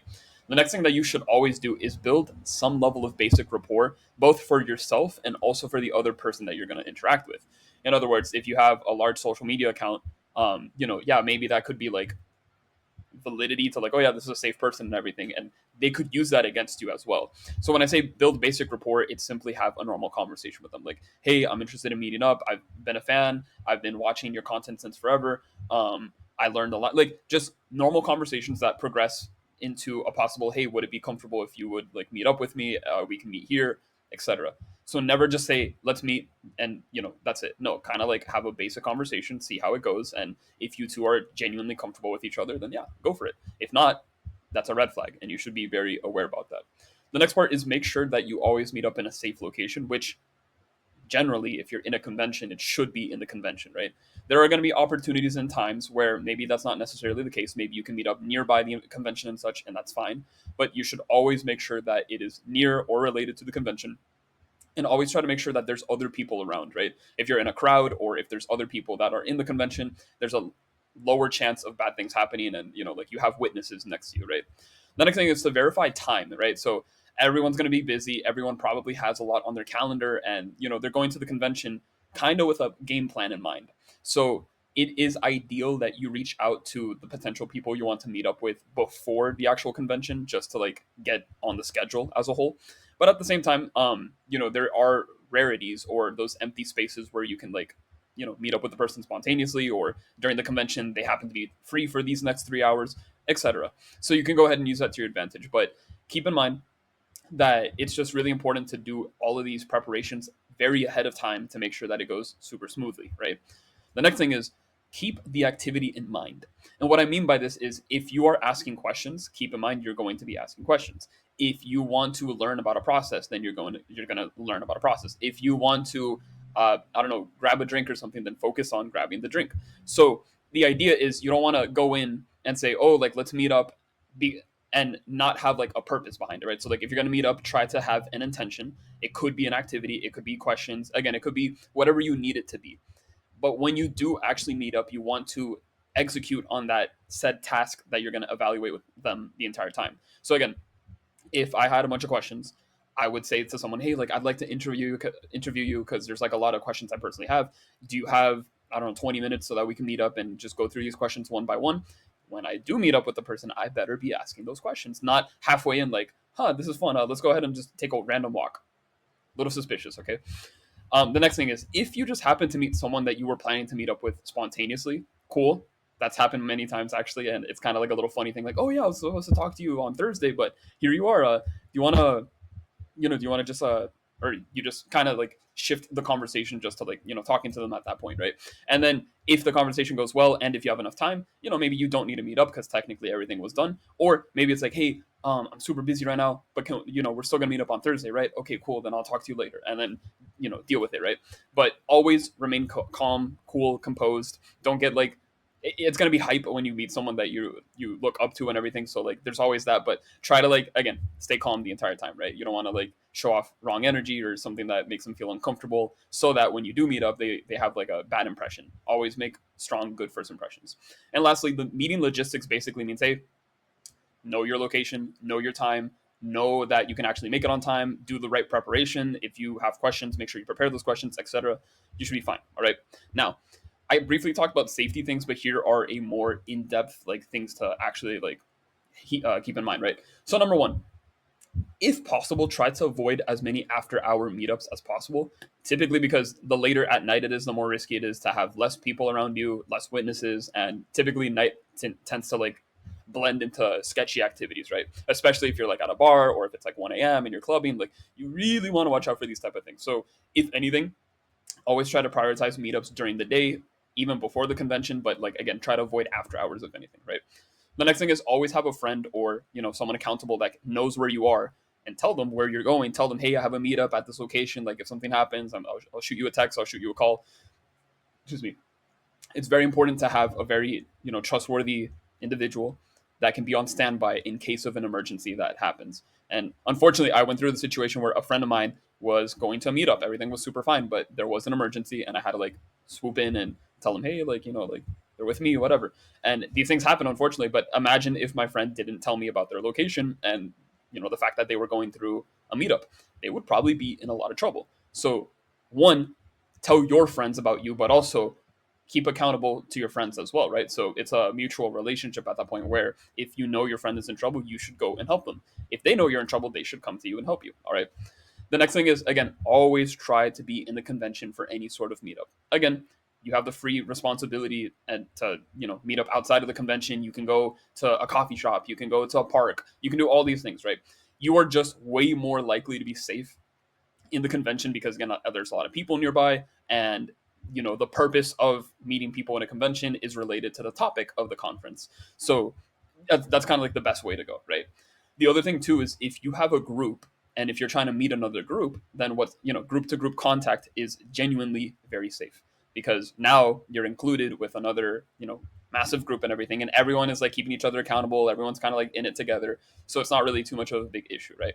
I would be careful if it were one person versus a group, right? Or you meeting up with like multiple people in this huge group and everything. It could be a little suspicious, right? But always try to again have people in the background.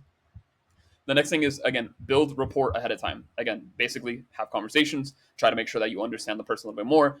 Don't be deceptive. Be honest. Be transparent. Just share the basic information so that it's kind of like, okay, I can't trust someone that I meet immediately, but it's like I could trust this person because they gave me this information and this and that. So always like be aware of that.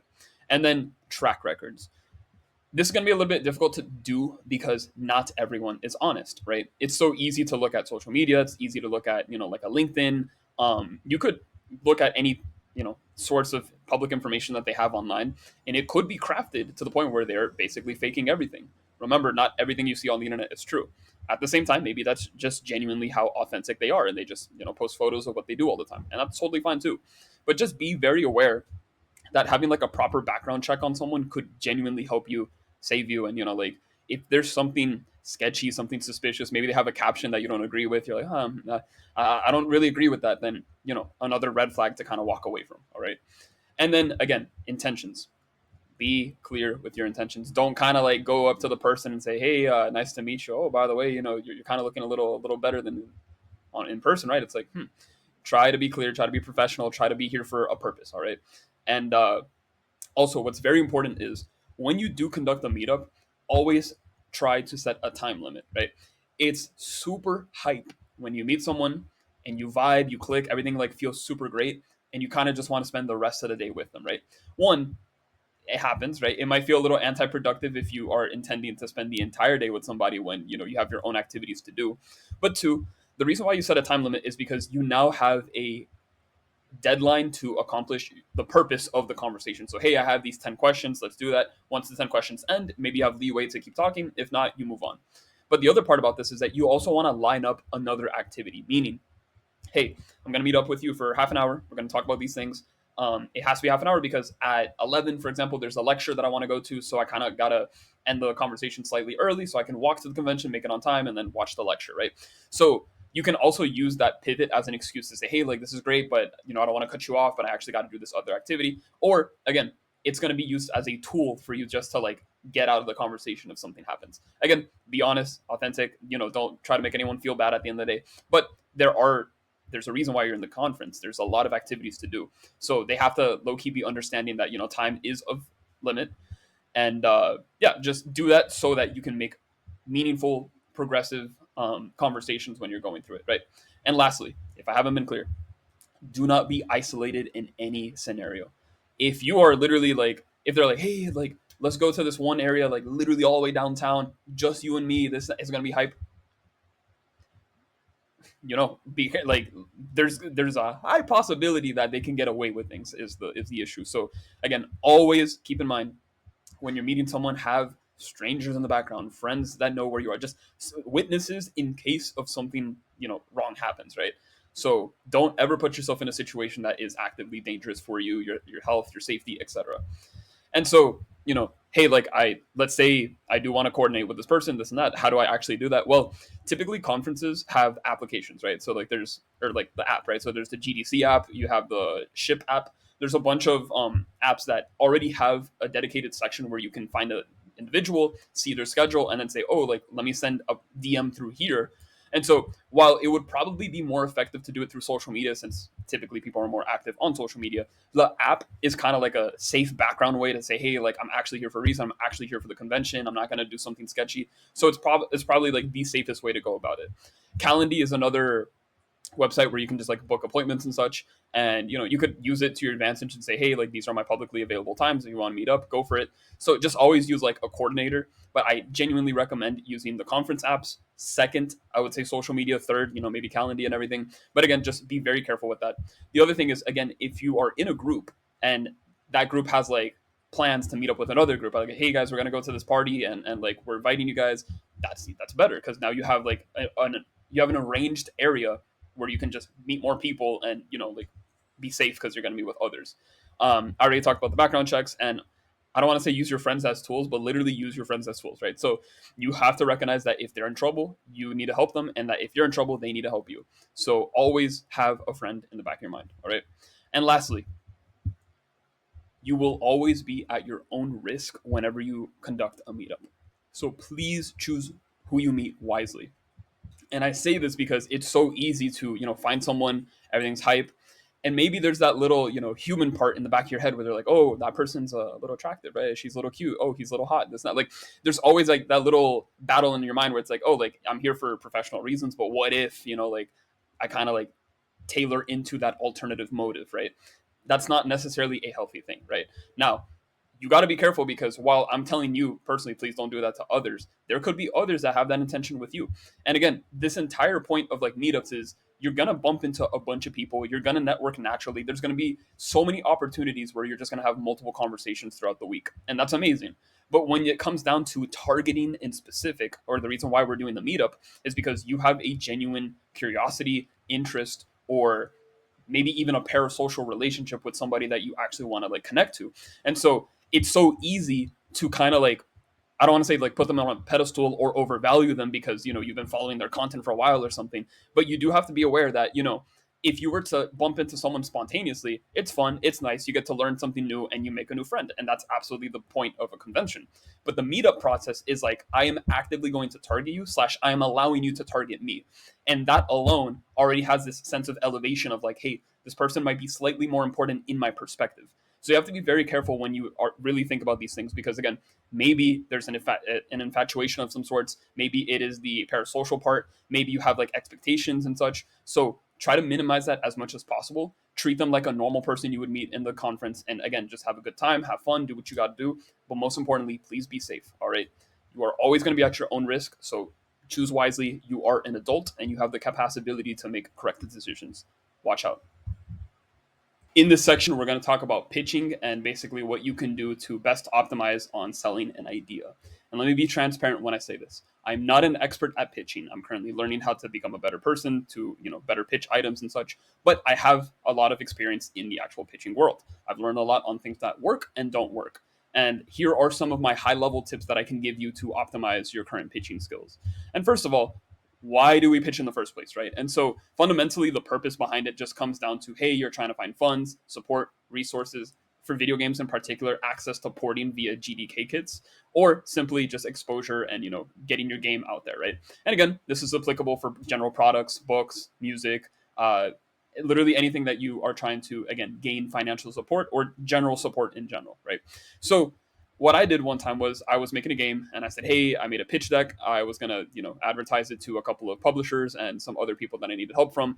And I realized that I had some fundamental flaws. If you take a moment to read this, you'll recognize that what I'm blabbering about doesn't even, get to the point of what my game's all about. Today, in 2025, I can absolutely tell you what my game's about in one sentence. More of that coming soon. But in this pitch, I said, hey guys, my game is about an action roguelike where you have character customization that is based off your party composition.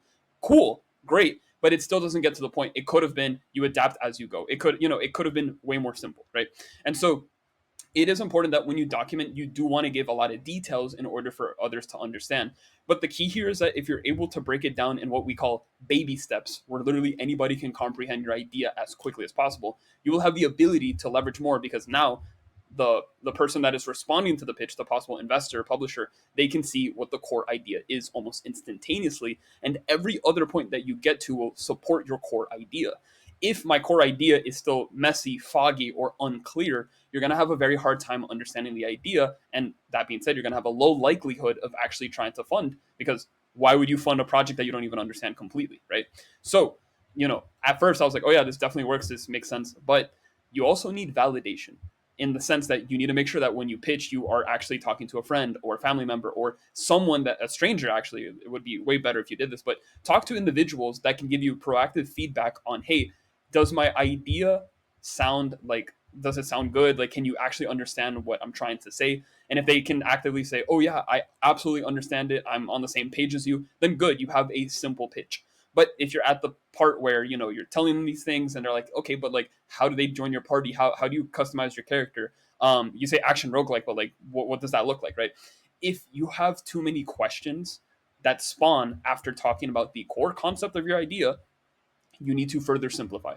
And again, if you can't do that, then you're just not going to win the pitch. It's super simple. You need to simplify the core premise so that it's understandable. The next thing is that you do want to highlight the most interesting parts as soon as possible, right?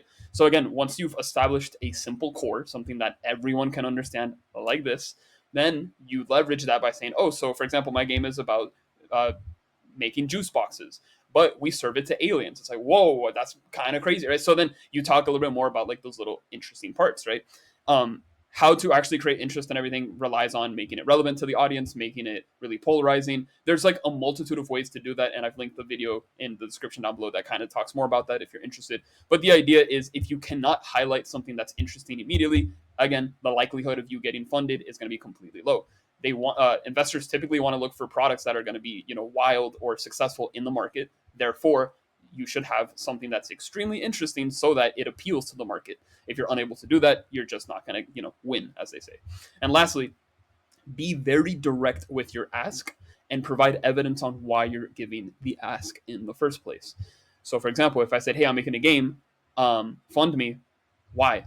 Like, no. You should basically say, "Hey, I'm looking for, let's say, $5K, right? $5,000, so that I can use it to do localization, buy some assets, and hire a contract worker for me, so that I can publish this game as soon as possible. So that by Q4 2025, this game's, you want to be very precise with why you are giving the ask and everything." And then also with your ask, like I said, don't be general. Don't say, "Oh, give me money." No, you should say, "I'm looking for $5,000. I'm looking for $1,000. I'm looking for 10K. I'm looking for 25K. Here are my evidences or proof of why I need that." And you can always break it down with charts and fancy things, as they say, but never go in empty handed and say, "Yeah, so I'm looking for just general support." No, the other thing is that an investor would most likely say, "Hey, so, what are you looking for? Are you looking for finance? Are you looking for support? Are you looking for kits? Are you looking for exposure?" Try to find which category best suits you. All of them could definitely work, right? But the more precise you are, the more likely the investor would have the confidence to actually funding your project and your efforts, right? So making sure that you know what you need from your endeavor is way more valuable than actually just going up there and saying, "Hey, just give me whatever's available." Always be direct, all right? And so when you are in front of an investor, a publisher, someone that can actually help you, you're gonna feel like there's gonna be a high stake. And the reason why this is the case is because you're probably like, "Yo, I have to impress this person. I have to hit the nail in the coffin. I have to make sure that I'm presenting this idea it's like the greatest thing ever, so that if I win their hearts and if I win their, impression, then I will definitely like win and, get the funds that I'm looking for and such." And while this is partially true, you need to absolutely remember that in every pitch you go through, you cannot have a dependency mindset, a scarcity mindset, or in other words, you need to have what's called an abundance mindset, meaning you're probably going to pitch your idea and game to multiple publishers, multiple places, multiple companies, multiple areas of support.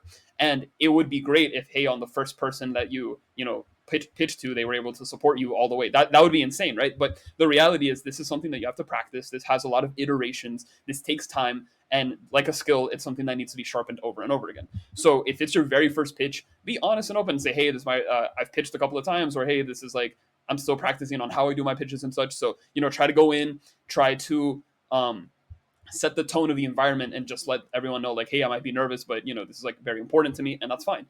If you secured the pitch, congratulations, that's amazing. You basically reached your goal. But the mindset that I want to teach you is, hey, like, it's okay if it doesn't work out, because there's other people that would be interested in your project anyway. It just comes down to, hey, can you get it on the first try? No, that's okay. There's a second try and a third try and a fourth try. There's always another opportunity, no matter what. So always make sure that when you're pitching, don't give yourself that like high stakes pressure, because if you do, you're gonna end up slurring your words. You're gonna kind of like be nervous. You're gonna like misremember some details. There's gonna be a lot of parts to your overall pitch where it just becomes weaker in presentation when you are nervous or when you have too much pressure going onto you. And remember, we suffer more in imagination than we do in reality. So at the end of the day, they're probably thinking, "Dang, this is such a cool project. I don't know what I can do to help." Like, always like assume the positive, but also have the expectation that, hey, if it doesn't work, that's okay, right? And so the other thing I was going to say is, make sure that whenever you do a pitch, one, you make a pitch deck. So that's like a presentation of like what your game's about or your product, what you're asking for, deadlines, like all of the important parts, right? But also make sure that it is in a document that's available for the person that's watching it. Meaning, yeah, you can go ahead and present the pitch in person and such, but it's very nice if you have like a link where they can click on it and just like also read along with you, or at least like see that later or after the pitch, right? So a pitch deck, there's like a billion ways to write it. There's no perfect pitch deck. It's part of the pitching process, right? It's all dependent on what type of project you end up presenting. But What I will say is that there are going to be these 5 concepts that you absolutely need to just make sure is available in the pitch deck no matter what. The first thing is using your core concept via negativa, which is what I'm saying. Hey, talk about it so simply that everyone in the room can understand it in one sentence. If they're able to do that, then you can build upon everything, highlight the cool stuff, etc. Right? The next thing is that if you have the ability to showcase a vertical slice, for game development, this basically means, hey, like a demo that's like so polished, it's literally part of the game. Or for a book, it could be like a couple of pages. For music, it could be the hook or the sample. For music, I already said music. Just like for your product, that's like, hey, you can actually like use this part effectively as if it were the final product, right? And when you're pitching, you're not necessarily at the final product mode. You're probably still demoing. You're still at the prototype phase and such. But vertical slice means like this is literally what the final product would look like, at least during this like section. And if you can do that, if you can demonstrate that, you're basically leveraging the highest level of quality of your project. The next thing is you always have to write down your direct ask, right? So that being said, like I said, hey, if you are asking for money, how much money are you asking for? Why do you need it? Where does it come from? What is a comparison? What does the market look like? What did other developers do? Have those responses so that when you directly say, hey, I need this amount, you bring the evidence and proof of why that's necessary. The other thing is you should write timeline assessments and slash or deadlines of, hey, my project is going to be done in 6 months because this is how the roadmap looks like and such. Hey, by the way, my channel focuses on slashing game development time, so you can always like watch my videos for that. But back then in this terrible pitch, I was like, yeah, this game's going to take 3 years. I'm not going to take 3 years making a game, bro. That's not what I'm going to do. But ideally, you put down the timeline and explain why it would take that amount of time. And so this is very effective when you have an active roadmap, which is basically all the tasks that you need to do in order to finish the actual product, right? And so you leverage your roadmap and say, hey, I might need this amount of money because development labor says I'm going to hire someone, and let's say they get paid for X amount of hours. Well, if we look at the roadmap, we have these amount of hours for this task. Now I have the exact number that I'm looking for example, right? And then finally, you need to, this isn't true, but ideally, you want to have answers to every single question that pops up. There's going to be times where an investor, a publisher, somebody is going to ask you something so profound that you'll be like, I'll get back to you on that. And if you do that, fine, that's fair, that's fine. But ideally, you want to be in the position where you can absolutely answer any given question that shows up. Remember, the less insecurity you give to an investor, the higher the probability they're going to go ahead and invest. So if they ask you a question that you're not capable of answering at the moment, that's kind of not a red flag, but it is a yellow flag on your chances of actually securing the funds, right? But if you are able to, answer it at a basic level, that's more of a yellow flag. It's still working. But if you're able to answer it completely, that would be a green flag. That's something that says, hey, like this person knows exactly what they're looking for, therefore I should be more confident in investing in them. So focus on those core things in your pitch deck, but also like during your presentation as well, and you should be fine, right? The other thing is when you are doing the presentation as a whole, again, always talk about the core concept the most, answer as many questions as possible, make sure you're direct with your ask, keep your intro as basic as possible, just go straight to the point, because we could talk about our life stories and everything, but in the context of a conference where you're talking to a bunch of people 24/7, you're going to hear a bunch of life stories and such, and that's fine, exciting, cool. But again, pitches they have a time limit, right? You barely have that much time to explain every single detail. So just say, hey, this is my name, this is what I'm making, and let's go. And then you talk about everything. And what I would say, and this is pretty important, is just add a little bit of personality, right? I'm not saying be a goofball. I'm not saying be super serious or whatever. Just something that kind of like makes you memorable. This would be more applicable to the actual presentation as a whole. So if your presentation is about a game where you make cakes and the slides were literally structured in a cookbook type of format, then yeah, that's like a little bit of a personality juice that like gives you more leverage, right? But just be careful with that, because if you overdo it, then it kind of starts feeling less professional as a whole. And again, depending on who you actually pitch is also important. So you could also do research on who you're pitching to and see what were the clientels that they ended up funding, how did they look like, how did they do their pitch process. So there's a lot of research that you have to do at the end of the day. But during the presentation process, be simple, be direct, get to the point, highlight the most interesting parts, know every possible answer to every possible question they'll ask, be direct with what you're asking for, and again, if possible, add a little bit of flavor of who you are as a person, as a developer, as, hey, this project is about this, like this is exciting, etc. Boom. And remember, pitches are also kind of emotional too, right? So you can't, like, it is important to be logical from step one to 100 here, but you do want to have that ability to emotionally spike the investor, because if they feel confident, if they feel secure, if they feel excited about your product or project, they're probably going to invest, right? And so lastly, I personally recommend, and this is just an experience type of thing, is that you should always pitch your product as if it's so good that you didn't need to pitch in the first place, right?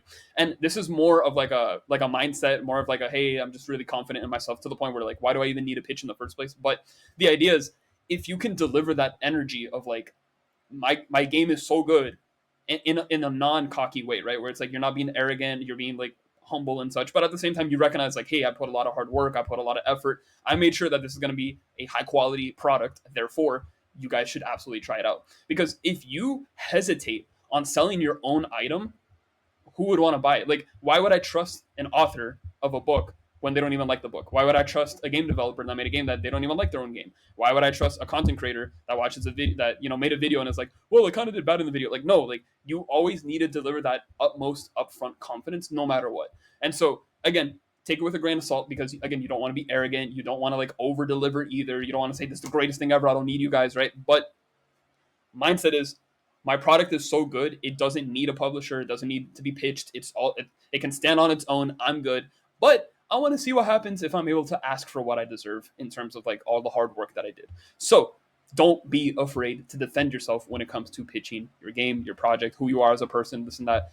And so, like I said, I'm still learning how to continuously pitch and everything. Maybe another pitch video comes up super soon. But that being said, always focus on the fact that you need to leverage what you have, be simple, be direct, make it fun, make it exciting, highlight the important parts, cut the fluff, don't have any extra things that you don't need to say or do, and recognize that you can set the tone of like, hey, I'm a little nervous, or hey, I've done this multiple times, or hey, how's the convention going so far for you, right? Like, we've been talking every now and then. I'm super excited to finally show the project to you. All right, let's sit down. So this is my name, this is what I do, blah, blah, blah. This is my project. Okay, let's go ahead. Do what you got to do. In this section, we're going to talk about competitions and, more importantly, how to win them. Let me confess something very briefly. This isn't to brag or to flex, but I have won a national level engineering competition where I led my team into first place. This was such a huge event for me in particular because it proved a lot of my theories going forward. Now, on paper, I can tell you that, and you might say, wow, that's crazy, right? But deep down, it was actually a very, very long process. I would argue this took over 3 years in the making to actually happen, right? And the reason why this is the case is because while competitions can be done in 24 hours, a day, a week, a set amount of time, the preparation part is like the most important part. And this is where I can talk about execution, what this and that, but I could give you a billion pieces of advice. I can tell you all the secrets, I can tell you all the tricks, I can tell you everything that you need in order to win any given competition, even if it's at a national level. The one thing I will always tell you, and this is literally the only slide you need to know, this is what I call the Head Start method, okay? And what the Head Start method literally talks about is, how can you prepare so immensely? How can you sharpen your skill set so sharp to the point where, in comparison to every single person that's competing with you at that period, you will become number one no matter what, okay? The reason why this is a 3-year process or multi-year process or marathon, in the sense that it takes forever to actually understand this, is because the sheer amount of preparation time you need is going to be the greatest asset you're going to use. If you sign up for a competition, you can give it your A game and move on, right? But we're not here for A game. We're here for S plus tier game. We're here for the best possible way that you can assess your skills. You can become what you want by studying and practicing what the results of winners bring to the table. That being said, the national competition that I did is called Extreme Engineering, where you basically get locked in a room for 24 hours with other candidates and you work together to make a product that is better than every other team that's available. And so that year, our team, we had to make a robot, and basically it's like, hey, can you make the best robot between the other teams that are competing? You're competing against engineers, you're competing against other people that are extremely talented, extremely technically savvy. And the crazy part about this is that you getting elected to the team in the first place is already one of the biggest filters. There's an interview process. You have to kind of, like, as the word implies, be extreme, do all these extra activities just to actually make sure you get a chance to even open the door to compete, right? So how is it possible that you even get elected in the first place and then actually survive in the competition? And again, it comes down to the studying part, right? So the Head Start method comes down to these 5 little categories, right? Number one, study requirements. What this means is, hey, if you're going to compete for, let's say, a hackathon, right? Hackathon has requirements, meaning you need to program. You need to program in XYZ language. You need to make sure that you're capable of using XYZ skill set. And you need to understand that you're going to be in a team, for example, right? If you fundamentally understand what are the rules and again the requirements of what it is, you can start practicing your ability to get better at those skills with that parameter, with that boundary in mind. You could be the best programmer, program in every single language, this and that, but you would be giving too much effort on areas that don't really matter. If the hackathon said, hey, we're strictly looking for C++ users, for example, then you should be probably studying and practicing your C++. If you're doing a music competition and they're like, hey, we're focused on this genre, you probably want to do that. If you are an engineer and they're looking for CAD, or they're looking for hardware, or they're looking for electrical, you need to focus on the thing that they're going to ask you about. The interesting thing about extreme engineering is it's general engineering, but more importantly, extreme engineering is done in 24 hours. Meaning the key isn't how good of an engineer you are, the key is how good you are at time management. That's the key difference that you're going to have. And so if you understand the requirements and why they're asking you those questions, or why they're filtering competitors in that direction, you have to take advantage of why do these categories exist, and what can I do to leverage the best part out of it. Extreme engineering, 24-hour competition, the key is time limits, deadlines, time management.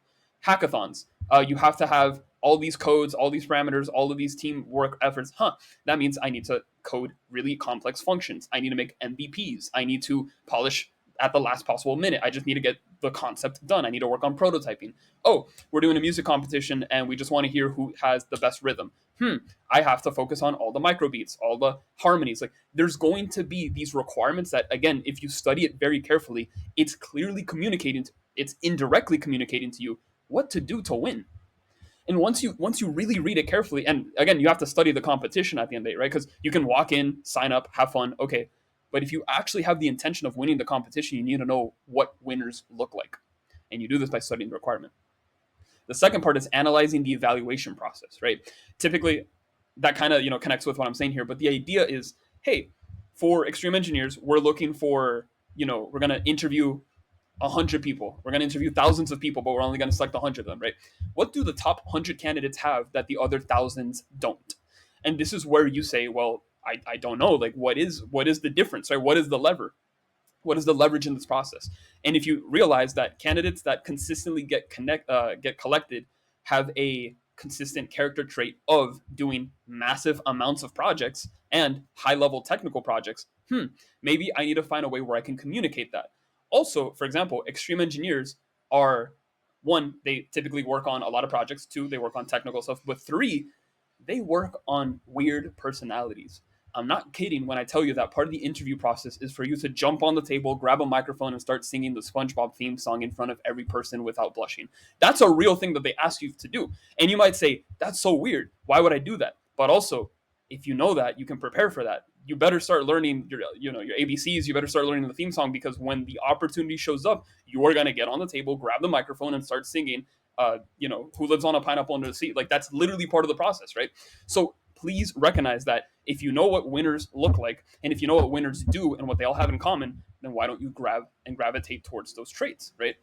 The third thing is practicing your skill set. Like I just said, hey, if it's about time management, well, you got to be better at managing your time. If it's about coding, you better be good at your coding. If it's about music, you better have so many pieces of music that you understand the nuances of each of them. If it's about cooking or cleaning or speed running, or like, you just need to grab that skill and keep iterating over and over again. I'm talking about my experience where it was a 3-year process. I was at first on my first year, I attempted to get in the competition and I got filtered out because I didn't know how to manage time and I didn't have many projects. On my second year, I entered the competition and ended up getting like 40th place because I didn't know how to manage time and my skills were not that sharp. But on my third year, I ended up getting first place because I had mastered, the time management aspect, and I had a lot of projects and all the technical skills that I knew I had to use for said competition. Lastly, long-term mindset, which is why I'm telling you, it's not something that you walk into and have fun. I mean, you can, right? But it's not like you're going to walk in and on your first try get it. If you can, that's great. And that might be, team motives and such, or maybe you're just naturally talented. Cool. But you will always end up leveraging so much more possibilities of like winning or getting high placings if you understand that this is something that's going to take multiple years, multiple times. Like, expect that on your first try you're not going to get it, and that's okay. Your first try is your attempt to learn, and your second try is your attempt to execute, and your third try is your attempt to polish, and your fourth try is your attempt to win, and your fifth try is when you actually win, and etc. It's always long term no matter what. And so those are the four main things, right? But the secret sauce, right? The little what is the what? How do I become, instead of bringing my A game, how do I bring my S plus tier game? How do I become so goaded that I'm guaranteed to win a competition? And the key thing is there's always going to be little areas in your competition that simply will not have like a leverage, right? Or it won't have the opportunity to be normal. And what I'm trying to say is, let's say if everyone is an engineer, if everyone is like doing technical work, who's going to be the clown, right? That sounds funny, right? But it's like that's going to be so different that if you can leverage that, wait a minute, there's something different about this competitor, right? This can correlate directly to the technical results, but remember, in competitions, presentation plays a huge role. How you execute the idea is a big plays a big role. Prototype, like there's a bunch of aspects that come into it, but you really need to leverage the blind spots that the competition has as a whole, right? So, like I said, in extreme engineering, it's about finishing the product and polishing it and doing it really well. But deep down, it's actually, can you time manage so good that you're better than everyone? Okay, how can I present and leverage the ability to over deliver in a context of, hey, there's a time management thing that I have to do, right? And so, little trick that I did, I lied to my team. So now I'm going to get to this other part. If you're in a team, these are things you can do to leverage. Okay, so now I'm going to talk about, hey, how do you actually like do the leverages, right? And if you guys are watching from my team from 2019, I apologize that I lied to you guys, but I did it so that we could win. Here, let me explain something. You are purposely going to trick your team into doing things better, and this is how you do it. If the if the secret sauce is time management, you're going to set a fake deadline so that your team hits the deadline with full force. And when they stress out and realize, bro, it's not done, you say, oh, that's okay. You actually have 2 hours left. I got you guys to this point so that you use the last 2 hours to finish what's missing. Boom. That little leverage you get, that little trick, that little stress point that you give them is enough for you to over deliver, right? And so let's say programming, right? You want to write a prototype, an MVP, right? So you just list out the functions that you need, the inputs, the outputs, the basic systems, boom. And again, in this context, you just need the bare bones how it works, right? And maybe you get to the point where you finish the MVP and your team is like, bro, this sucks. We didn't polish it correctly. But then you hit them with the lever of, oh, that's okay because I already prototyped a database with tweakable variables, for example, and now we can just iterate our polish however we want, right?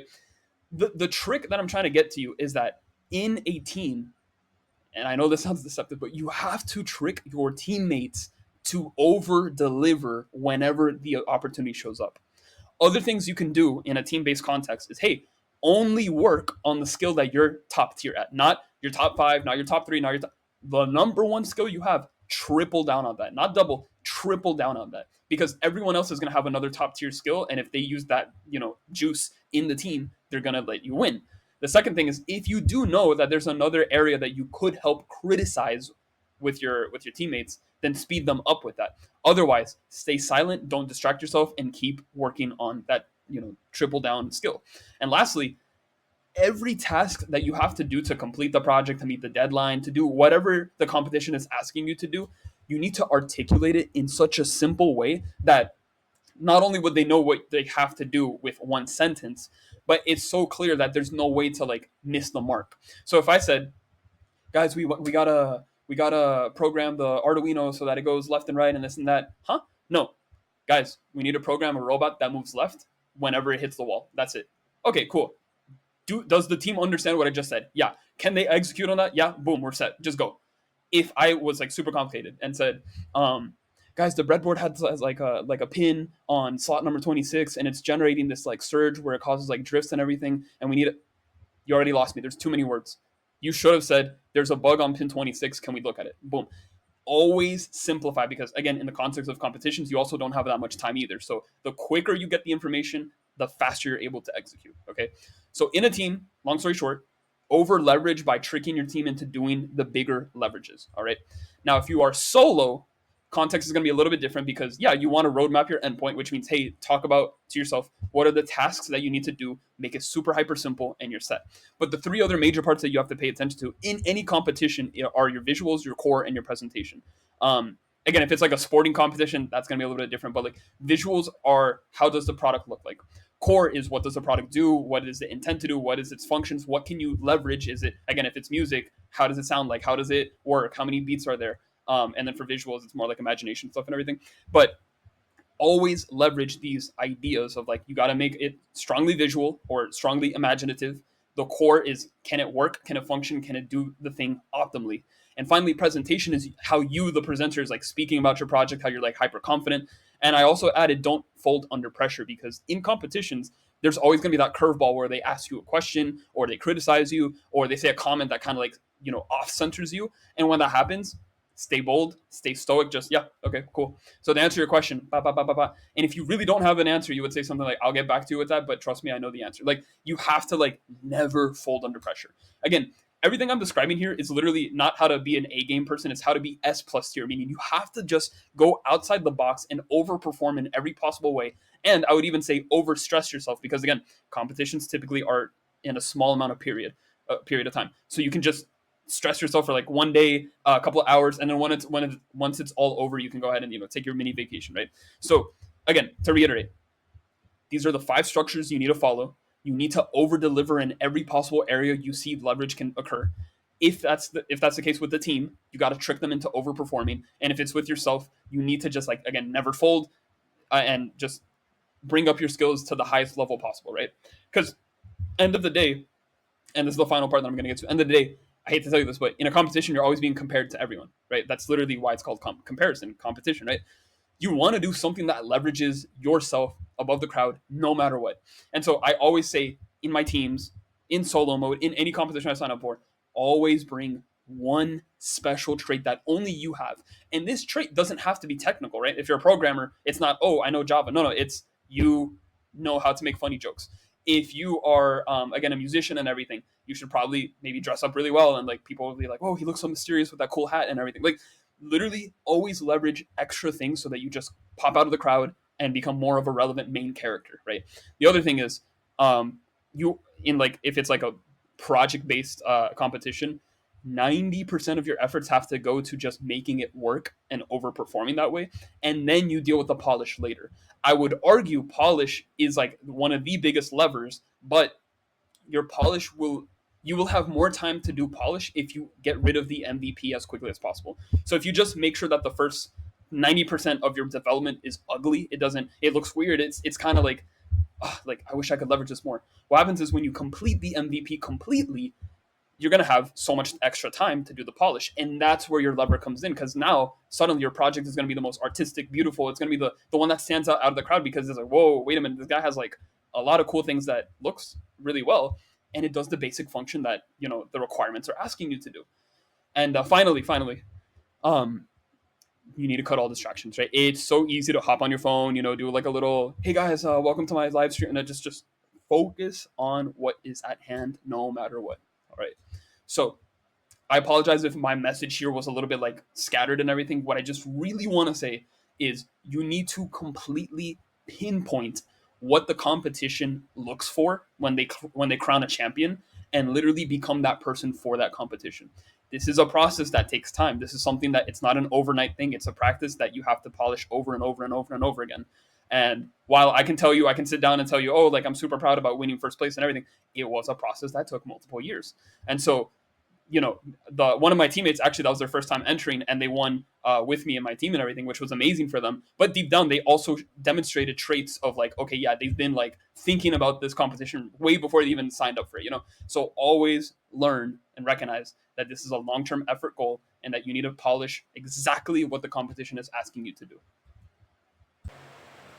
All right, so I'm geared up with glasses and I have a tuxedo, and this is all because I'm going to prove to you the most critical technique you will ever learn about making a resume.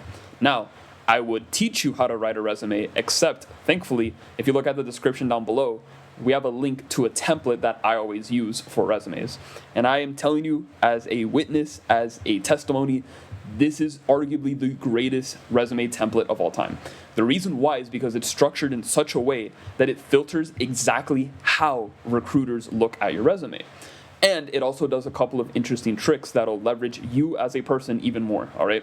So this is a secret because, it's a very powerful resume, right? So, I'm going to go ahead and teach you here. But before anything, resumes are basically going to be a compilation of all the tasks that you've done, what your roles are, the companies that you worked on and such, and a portfolio specifically for game developers, artists, anyone that has more visual cues is where you basically get to see all of those visual cues combined, right? So you have the ability to show your portfolio in a website, in a document. There's a bunch of ways to do this. But the thing is that most times when you apply for jobs, you always have to do the standard industry, give me your resume and see what happens, right? And so sometimes individuals will look at your portfolio, but the resume itself is also important. This resume here can be leveraged so that it allows others to look into your portfolio. Also, if you have an application process where they only say, just submit your resume, don't worry about the portfolio, there's no space for that, you're kind of in trouble, right? So let me break down the 3 main techniques of why this is so critical. Number 1, if I showed you my resume and said, hey, you have your company, you have your role, what you do, there's a lot of words, there's a lot of things you can search for and such, but how do recruiters actually look at this? And what's interesting is we can just block out a lot of these areas, right? You'll quickly notice that humans are very interesting in the sense that we're always looking for the path of least resistance. If you have a huge text, like a huge wall of text, you're probably going to ignore it no matter what.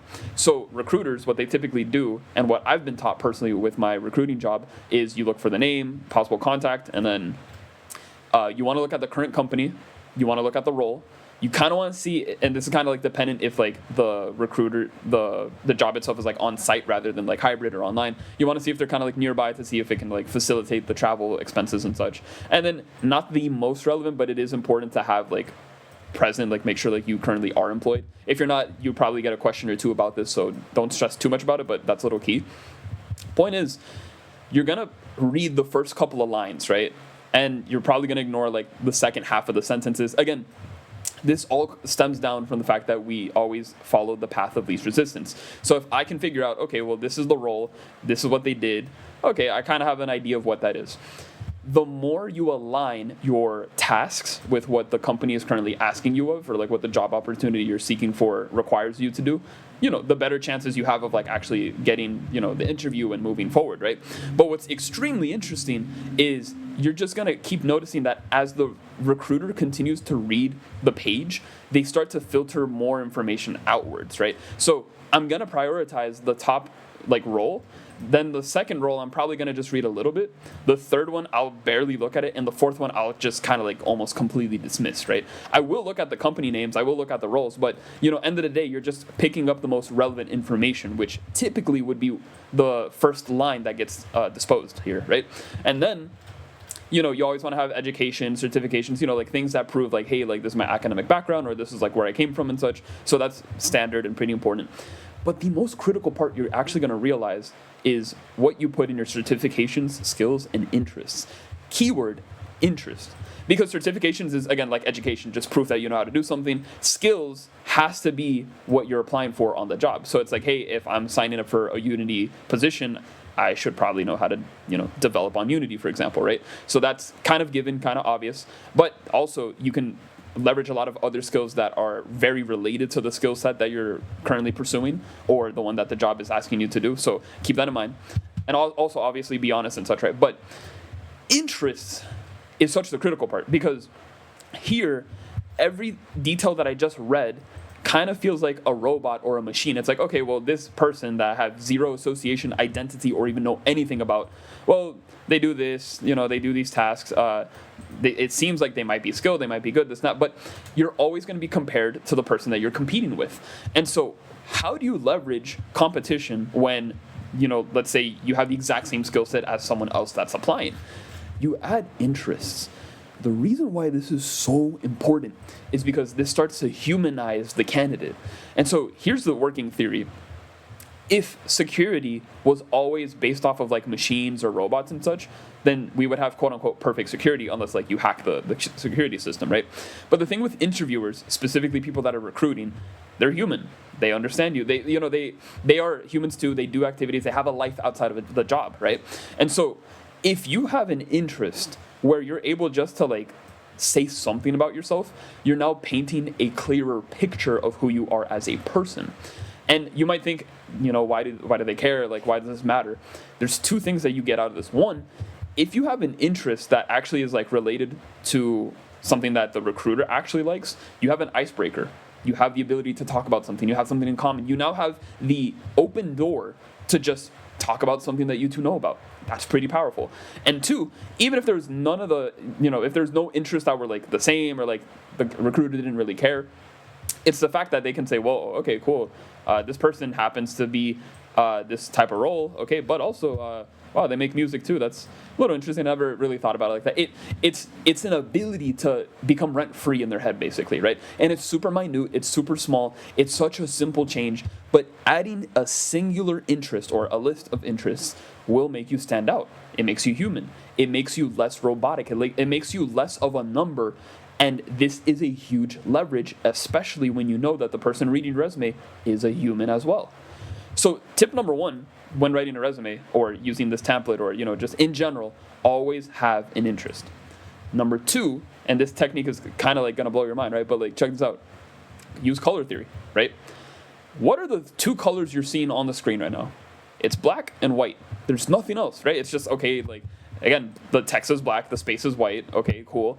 That's the only sort of contrast until you notice, wait a minute, there's a blue link. Now, in the modern day of applying to jobs, most resumes are going to be applied online. You're going to upload a file, a PDF, a document, whatever, and you're probably going to have a clickable link. And what happens with hyperlinks in particular is that they're blue. And so if black and white are the only contrasting colors, but then you have one, wild card here, it's like, it just highlights itself. It says, oh, like, everything's kind of like bland. There's color. Interesting. What does that mean for the recruiter? Oh, I want to see what's in it. They click on it, and guess what? Now they can look at whatever you're attaching that to.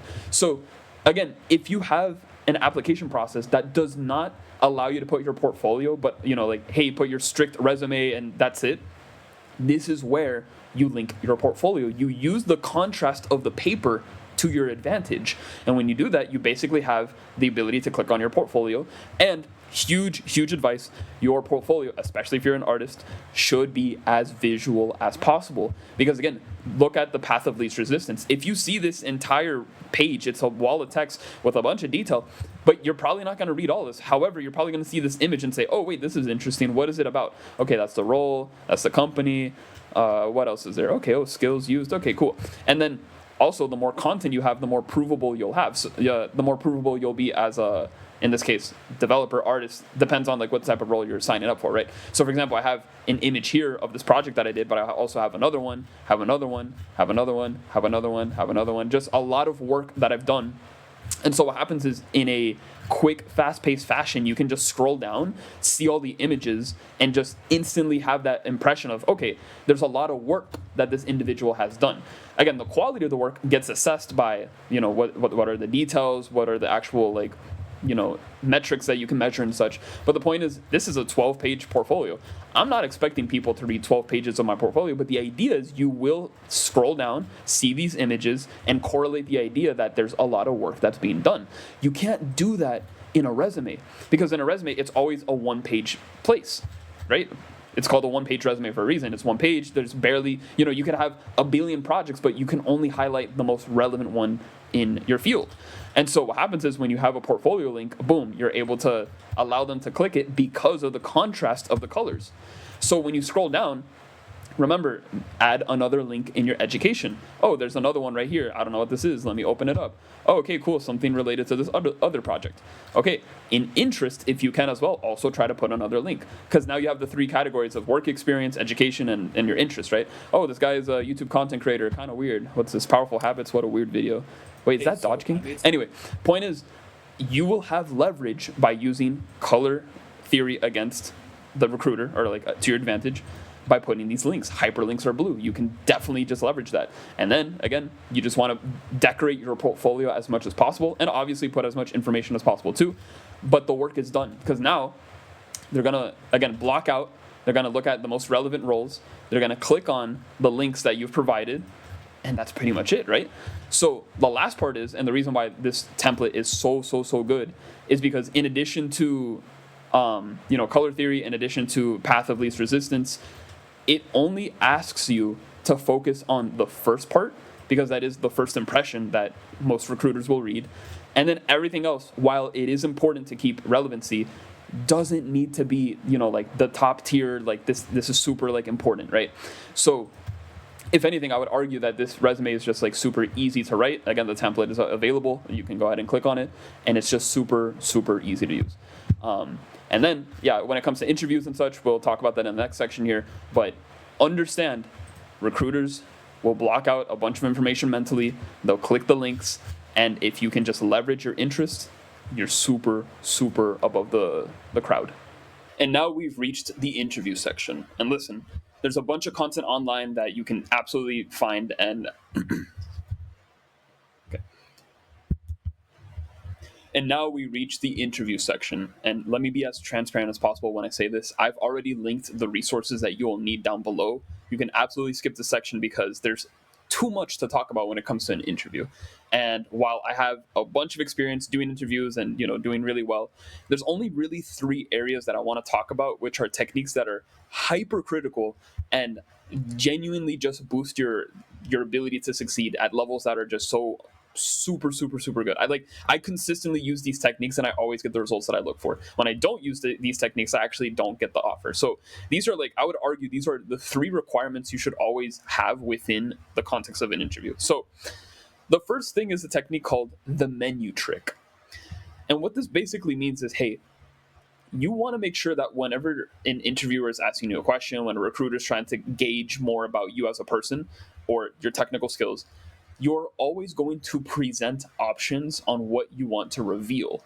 The reason why you do this is because this allows to showcase how effective you are when it comes to communication, shows off that you have a lot of content to talk about, and also it allows the recruiter to just get a little bit more comfortable with you to the point where they realize, wait a minute, this person sounds like they're communicating really good. Maybe if they're like this with me, they would be like this with the team.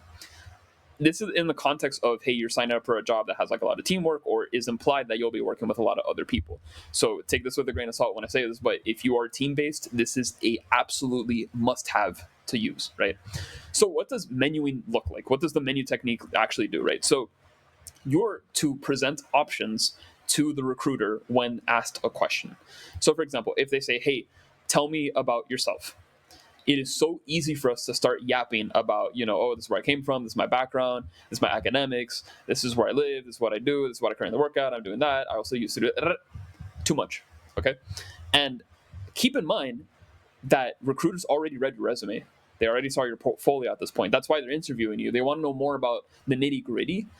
And it's fine to talk about a big picture and everything, but they're genuinely going to be more interested in knowing what they want. But they're not going to tell you exactly what they want all the time. They can tell you these direct questions like, oh, tell me about a time where you did this, did that. But those are very surface level questions, right? In a way, recruiters aren't necessarily asking the right questions. And you as a candidate have to help them reach the actual good question. And by the way, the better the question, the stronger the answer. And the stronger the answer, the better leverage you have going forward, right? So what's going to happen is if they ask you, hey, tell me about yourself, you can give a brief introduction like, hey, I'm Edward, I'm a game developer, I do a lot of types of games, right? So I want to ask you, are you interested in my professional work? Are you interested in what I do in my free time, like the hobby games that I do? Do you want to take a look at all the mobile games boom, how I just introduced you and then quickly pivoted into the ability of just me talking about possibilities or options of other things that I've done allows the recruiter to say, oh yeah, actually, can you talk more about your professional games that you commercially published? And I'll say, yeah. So I actually have a few of them. I did this, I did that. Of all of these that I just listed, which one are you the most interested in? Because I believe that the role I'm signing up for is a 3D role. So you probably want to hear about this one since it has a lot of 3D technology rather than the other one. Is that okay with you? Yeah, actually, let's go ahead and talk. Boom. Always present an option so that you drive the conversation. give them the ability to recognize how effective you are as a communicator. And again, by you implying that you have to give options implies that you have a lot of content to talk about or a lot of experience, which is another important thing to keep in mind. Now, you don't want to overuse this either, because if you talk about it all the time, like if every single question was an endless loop of okay, this, but then this, but then this, but they're gonna kind of like catch on to that, or more importantly, they'll be like, okay, well, that's like that's a weird way to have a conversation, right? But just when you find the opportunity to pivot into your options, talk about it. That's simple, but do it in a way where it's respectable, it's professional. It allows them to gauge what they want and put your personality in it. Like you are your greatest asset, so might as well do it in a fashion that you're comfortable doing it with, right? So the next part is what I call the team first mindset technique. Super simple. In your communication, all you want to do is talk about your process and how you involve your coworkers and teammates. And you want to do it in a way where it's not dependent, but rather independent. So, for example, if you're an artist, you probably want to say something like, hey, my process is making sure that I get a lot of feedback as I draft. Typically, I use these tools, I use this color palette, I use this design work for this frame, etc. Just how you work on it, but you just add or tack on the fact that, hey, like I use my team to get validation or feedback just to make sure that I'm on the right track. Okay, you're not saying that you're dependent on the team, like, oh, I'm not gonna do my job if I don't get the ability to get their approval. No, just a simple tack on, right? For programmers, you could say something like, hey, typically I do a lot of work on Git. That means I share my code as often as possible to make sure that I'm on the right track. Typically I use a lot of solutions, I read a lot of documents, I do a lot of work, but I like to pick on my coworkers' brains so that I can just learn a couple of things or simply see their perspective on how I solve a problem. And what you're implying when you communicate this to the interviewer or the recruiter is, oh, they like working in teams, they have experience working with teams, or they're simply team orientated. This is really important because most companies, if anything, all of them, right? But that's a generalization. There's going to be times where you work with a lot of coworkers and such, and so communicating the fact that you're constantly working with teams and you're doing it in a proactive way that doesn't cause dependencies is very important and very strong for a recruiter to see that you have the potential to be a good fit for the team. Now, this is more of a skill and a practice because it takes time to actually assess, hey, like how I speak about my teammates is really important, right? So this last part is very critical. It also mixes a little bit more with like the team first mindset, but it's actually asking questions with foresight. And let me tell you this very quickly. If you have not asked a single question until the end, because at the end of the interview, they're like, oh, do you have any questions, this and that? Like, that's kind of where you kind of like rapid fire your questions, right? If you did not ask a singular question during your interview, you messed up. And the reason why is because an interview is designed to ask you questions, and the recruiter is supposed to learn about you, the employee, right? But you asking questions during the interview as often as possible creates a frame of a conversation. And what that means is, if I'm talking to my recruiter, like, oh yeah, I do game dev, I do this, I do that, whatever. Does your team use this software? Do you guys use deadlines? Do you guys, like, as you answer, but then also as you respond, if you ask them back a question, you basically have the structure of a conversation, right? So they can say something like, hey, tell me about the first game you made. Oh, I made this game, I did this and that. Are you interested in the prototype of how I did it, or like how I was able to launch it with these tools? Okay, the prototype. So, do you guys use these tools? Oh, you do. Actually, I kind of learned how to use this tool on YouTube, for example, right? Yeah, I watch that a lot. Do you guys have like other resources besides like checking things online? Oh, you have a database. Okay, cool. Like, the idea is always like have that conversation.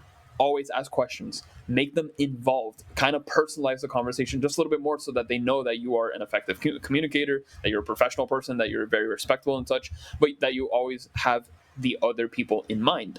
And so the other part to this is that you can pivot into personal questions. You can pivot into more technical stuff. You can pivot into pretty much any direction that you're looking for, as long as it respects the time of the interviewer and such. But genuinely always make sure that you're asking around, because if you wait till the end, yeah, you can ask a bunch of questions, which that's totally fine. If anything, please do at the end. But you not doing that at during the interview is such a hindrance because it just feels more robotic and less humanized. Remember, the greatest leverage you have right now is the fact that you're talking about your interests. Your recruiter already knows a little bit more about you based off your technical skills. You're presenting a form of communication that supports team first mindsets. You are using the menu technique to just let them pick how the conversation goes while having control of what you're talking about and implying a bunch of content. And finally, always ask questions so that it feels like a normal conversation. The other part to this is when you do ask your questions, try to add foresight, which basically means, hey, can I kind of like question how it would look like if I were already there? So, maybe the interview comes to an end and they say, yeah, so like, do you have any questions? And you might want to say, yeah, so typically when I work in teams, I like using these tools. Does your environment support that? Okay, cool. Um, and actually, you get bonus points for even mentioning the name of the recruiter. And if this is like your second, like round two, or like uh, an upper stage of the actual interview process, if there's a different recruiter, and if you reference the name of like, oh well, Sandy told me that the team normally works like that, which got me excited about blah blah blah. There's ways to communicate this, but you really really need to make sure that you're always making the conversation as natural as possible, add as many questions as possible, and then just like try to make your communication imply that you would already be working with them. You just want clarity, right? And the last part, super simple, practice. All this takes practice, right? So like there are some skills, there's some sets that it's reps that you have to do over and again. Like right now, this is my third take. You can see I'm a bit sloppy with my words right now because I've been like recording a bunch of content all day. But the long story short, it's like, hey, you got to practice. You got to keep going back and forth and reiterate, right? Hopefully everything works out on your first interview, right? But like talk to a friend, talk to a family member, talk to friends. I just repeated myself, right? Just, practice, see what happens. But definitely go ahead and try that. In this section, we're going to talk about fun. And let's be real, you're probably going to have fun during the convention because, there's a lot of dopamine spikes. You're pretty excited and hyped, and you're meeting all these people, you're making new friends. It's going to be a great time. But after the conference is over, typically around 6:30 p.m. for GDC in particular, you still have a good chunk of the day left to do something, right? There's these things called parties and after hour events, right? So let's talk a little bit more about that. You see, in GDC in particular, there's this thing called gdcparties.com, which basically showcases a list of all the possible activities you can do after the convention is done. Also, side activities that happen while the convention is, currently going, right? So there's always something to do. And, it can range from a bunch of activities. I'm talking about grabbing a drink, watching an award show, playing card games with your friends, doing karaoke. Like there's a lot of activities you can sign up for. And even though GDC parties in particular, has like a bunch of items that are already accessible for you to register and check out and everything, don't limit yourself to just that, right? You could also watch a movie, go to the park, play your friend's game, visit an arcade, do salsa dancing. I've tried it multiple times. It's really fun. And it's just like there's a lot of things you can do, right? So always be aware that one, when you do go to these events, you probably want to go with a friend. Again, safety first, right? But two, it's honestly just kind of like to decompress and everything, right? Technically, this is the greatest opportunity to network, right? You're going to be in the convention, you're going to professionally, right, network and everything, but it's in the parties where everything's just like super relaxed and you actually can become a little bit more friendlier. You're a little bit more likely just to meet people and such. So I genuinely recommend that, like, the parties are like the reason why you would go to the conference, right? Everything that you do in the conference, you can do it there, but you could also do it in a party while you're just kind of like having fun, right? Now, the one thing that you have to be aware about is that you should really prepare ahead of time. I've exaggerated the calendar multiple times that, hey, your calendar is going to keep you grounded, and that's a good thing because it'll help you, stay focused and aligned with what you need to do. But with these parties, some of them have limited spaces, some of them have limited times, some of them have, just registration fees, right? So you have to be very careful with which ones you end up signing up for. But more importantly, you have to sign up for them, right? So some of them are absolutely free, some of them don't even require registration, but it's very critical to get that logistic done as soon as possible. So whenever you have time, try to open up gdcparties.com, click the ones that you're interested in, go ahead and register, and then pay the associated fee or the registration, which is like, hey, just your name, your email, just like the things that you need to actually access that, right? So that's going to be very, very critical and important. And again, parties are, in my opinion, I have consistently, I would argue, the best networking I've done were in the parties. That's my personal experience and such, but again, I'm just telling you, it is super critical to sign up for these things. Okay. The next part is you're in a new, chances are you're in a new town, new city. You haven't been here before. You're traveling through an airplane, so it's like, hey, this is like a new territory, right? No one's stopping you from like going outside the conference and checking out other things, right? So in GDC in particular, you're going to be in San Francisco. So why not see the Golden Gate Bridge? Why not take a trip down Chinatown? Why not have a coffee in like these really cool places, right? Obviously, I'm going to say, hey, research. You got to be careful with like what's dangerous and what's safe and such, right? But maybe there's a famous restaurant, maybe there's a secret event happening somewhere, maybe there's a beautiful park that you haven't seen. And the cool thing is you can actually invite your friends, people that you just networked with. Again, use this as an opportunity to connect with your human side and say, hey, like we're all chill, we're all humans at the end of the day. We kind of just want to like do other things as well. Not everything has to be completely related to the actual convention as a whole. So be mindful of that, but again, if possible, try to plan. At the same time, don't be afraid of being spontaneous, which is exactly the opposite advice I just gave you. Meaning, sometimes you're going to network with people, and very crazy things are going to happen. So, context: I had this huge like event that I was going to go to when I bumped into, or our group ran into a Unity employee, and they're like, "Hey, do you want to go to the Unity HQ?" And we're like, "Yeah." So you're gonna have those moments where maybe you run into someone that has access to very exclusive things, such as Unity's actual headquarters, for example, right? And what a great opportunity to kind of do a detour and see how the building is and everything. So that was a very interesting little like insight, right? So use your calendar, but be open to the randomness of like what would happen if you bumped into someone that can show you something really cool. Safety first.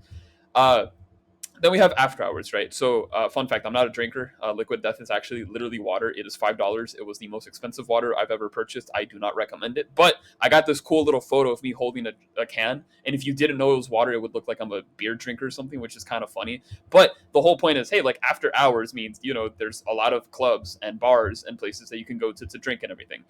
There are a lot of places that are going to do this that are related to GDC, or you will find people that are related to your conference. But you also want to be a little bit careful with the after hour locations.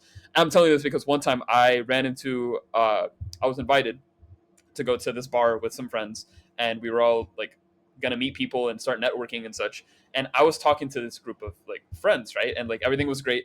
And halfway during the conversation, I realized that they literally weren't even here for the conference. They were just literally like normal people, taking a night out at the bar. And so I'm like, yeah, so like, do you have business cards? And they're like, huh? And I'm like, yeah, do you like business cards, right? You're here for the convention, right? And they're like, no. So try to be aware about that, because again, not every single person is going to be related to the convention as a whole, and that's also very important to recognize when you're doing fun things outside of the convention as a whole, right? So don't it's okay if you like accidentally network with someone who's not in the convention, but just be very hyper aware about like your location, where you are, and again, like if you are going to drink responsibly at the end of the day, right? And finally, yeah, we're talking about after parties. We're talking about things to do after the conference. But again, during the conference, make friends, compete, play games. If you're going to GDC, if you're going to like an engineering conference, that's going to be a little bit of a different context. But yeah, you can just absolutely do what you have to do to have fun. And again, there's no wrong answer on how you have fun, as long as you're not hurting anyone, you're not harming anyone, you're being safe, and you're being precautious. Go for it. You can plan things out. You can be spontaneous. Again, it's your time, it's your responsibility. It's up to you and your duties to actually assess the situation and do what you think is right. In this section, we're going to talk about things that you should keep in the back of your mind no matter what. All right. Number one, always take photos, videos, document the fact that you were in the convention. Okay. It's going to be really nice when you actually sit down and look at every single piece of footage that you recorded. And you're going to realize that while 5 days go really quickly, 5 days worth of footage is going to be a lot of content on your phone, basically, right? So you're going to use this to your advantage, because one, when you sit down and recognize like, oh, I remember meeting this person, I took photos with these people, oh, this was a nice location, this was a fun event, it's more for memories and everything. There's not a requirement to do so, but it's just a really extra nice to have, especially since there's just going to be so many things. And so this is also going to kind of tie into the next part, which is you always want to take notes. And you go to a lecture and you take notes of what the speaker is telling you about, right? Like they're going to give you valuable information, you jot it down, and then you can look at your notes later and say, oh yeah, I like this technique, or oh, I agree with this process, or oh, I want to try this experiment. So you can definitely do that. But when I say take notes, I actually mean take notes beyond the environment of where you're getting a lecture. And what that means is try to just be very observant of your entire convention experience. Like, what were the booths that got the most attention? How did people react when you were talking about a specific product? How was your feelings during like the partying aspect of such? Did you network better when things were casual or better when things were more professional, right? These are things that you should always pay attention to. In fact, this entire presentation that you are currently watching is just me reviewing the notes of my personal experiences with a bunch of conventions that I ended up going to, right? And so I could tell you, like, yeah, some things were jotted down, and then some things were just photo documented, where I could just like remember and say, oh yeah, I remember feeling this, I remember talking about this, I remember doing that. So definitely, like, don't be afraid to take notes in the lecture. Don't be afraid to take notes about the overall experience, and use that to your advantage so that you can again pinpoint what are the things that you learned and just things that you want to start applying in your life to create better habits, right? The next thing, this is very obvious, which is, hey, make sure that you actually arrive and make it to your flight on time, right? And this is both for going to the convention and leaving, but I'm particularly talking more about leaving. If you booked a flight on the last day of the convention, your utmost highest priority must be getting to the airport on time no matter what. So, maybe you did find a new friend, maybe there was this cool event that you really wanted to try out, but the flight is in the way. You have to prioritize the flight. You have to go home, right? You don't want to miss your flight because that's going to be pretty expensive and there's going to be some headaches and everything. Alternatively, you could book a flight the day after the convention ends, or even stay around the city longer if you want. That completely comes down to your financial situation, your availability, if you're able to do it or not. So your call at the end of the day. But scenario where you book the flight on the last day, let's say Friday, always prioritize your logistics, your how you go about the convention that day, based off of the fact that you have to get to the airport on time. All right, remember, there's also traffic. Everyone's also leaving as well, so you also have to consider the fact that there's going to be just more abnormal traffic than usual. So always try to make it extra earlier than usual. If you pause the video at any given time and said, I should probably start DMing people, well, good job. If not, what are you waiting for? Like, you should probably start reaching out. Here's a little green flag that showcases if it's a good idea to reach out to somebody. Now, I actually didn't mention this in the meetup part, so I apologize for that. But if you have a profile banner, let's say in Twitter or X, right? And it's your username and then, or your full name, whatever. And then you have the little emojis that says soon and then GDC 2025, or the name of the convention. What that signals is, hey guys, I'm publicly allowing you to know that I am going to participate in this convention. Therefore, it is a green flag if you send me a DM to possibly coordinate something. Okay. And so if you find someone that has their banner that says, hey, going to GDC, this and that, you should assume that it's like a green flag to send them a message and see what happens. If it's a random person that does not have that, and maybe they're possibly going to go and you want to reach out, you could always ask. But I see that little emoji trick that people use as a opportunity to say, like, yeah, this is like, this is definitely like the person that's going to go. So if you see that, go ahead and open the DMs and definitely send them a message if you're interested in meeting up. And then this is going to be a little controversial, but always try to help those in need. Now, in San Francisco in particular, there's a huge problem with the homeless, meaning there's a lot of people that just simply don't have the availability to have a home, a place, a shelter. It's really sad. It's really heartbreaking and everything. And if I were to tell you, oh yeah, give money to every single person you run into, you're going to be broke before you know it. So I would tell you, if possible, have a budget or like loose change, something so that maybe, and you have to be careful too, because like,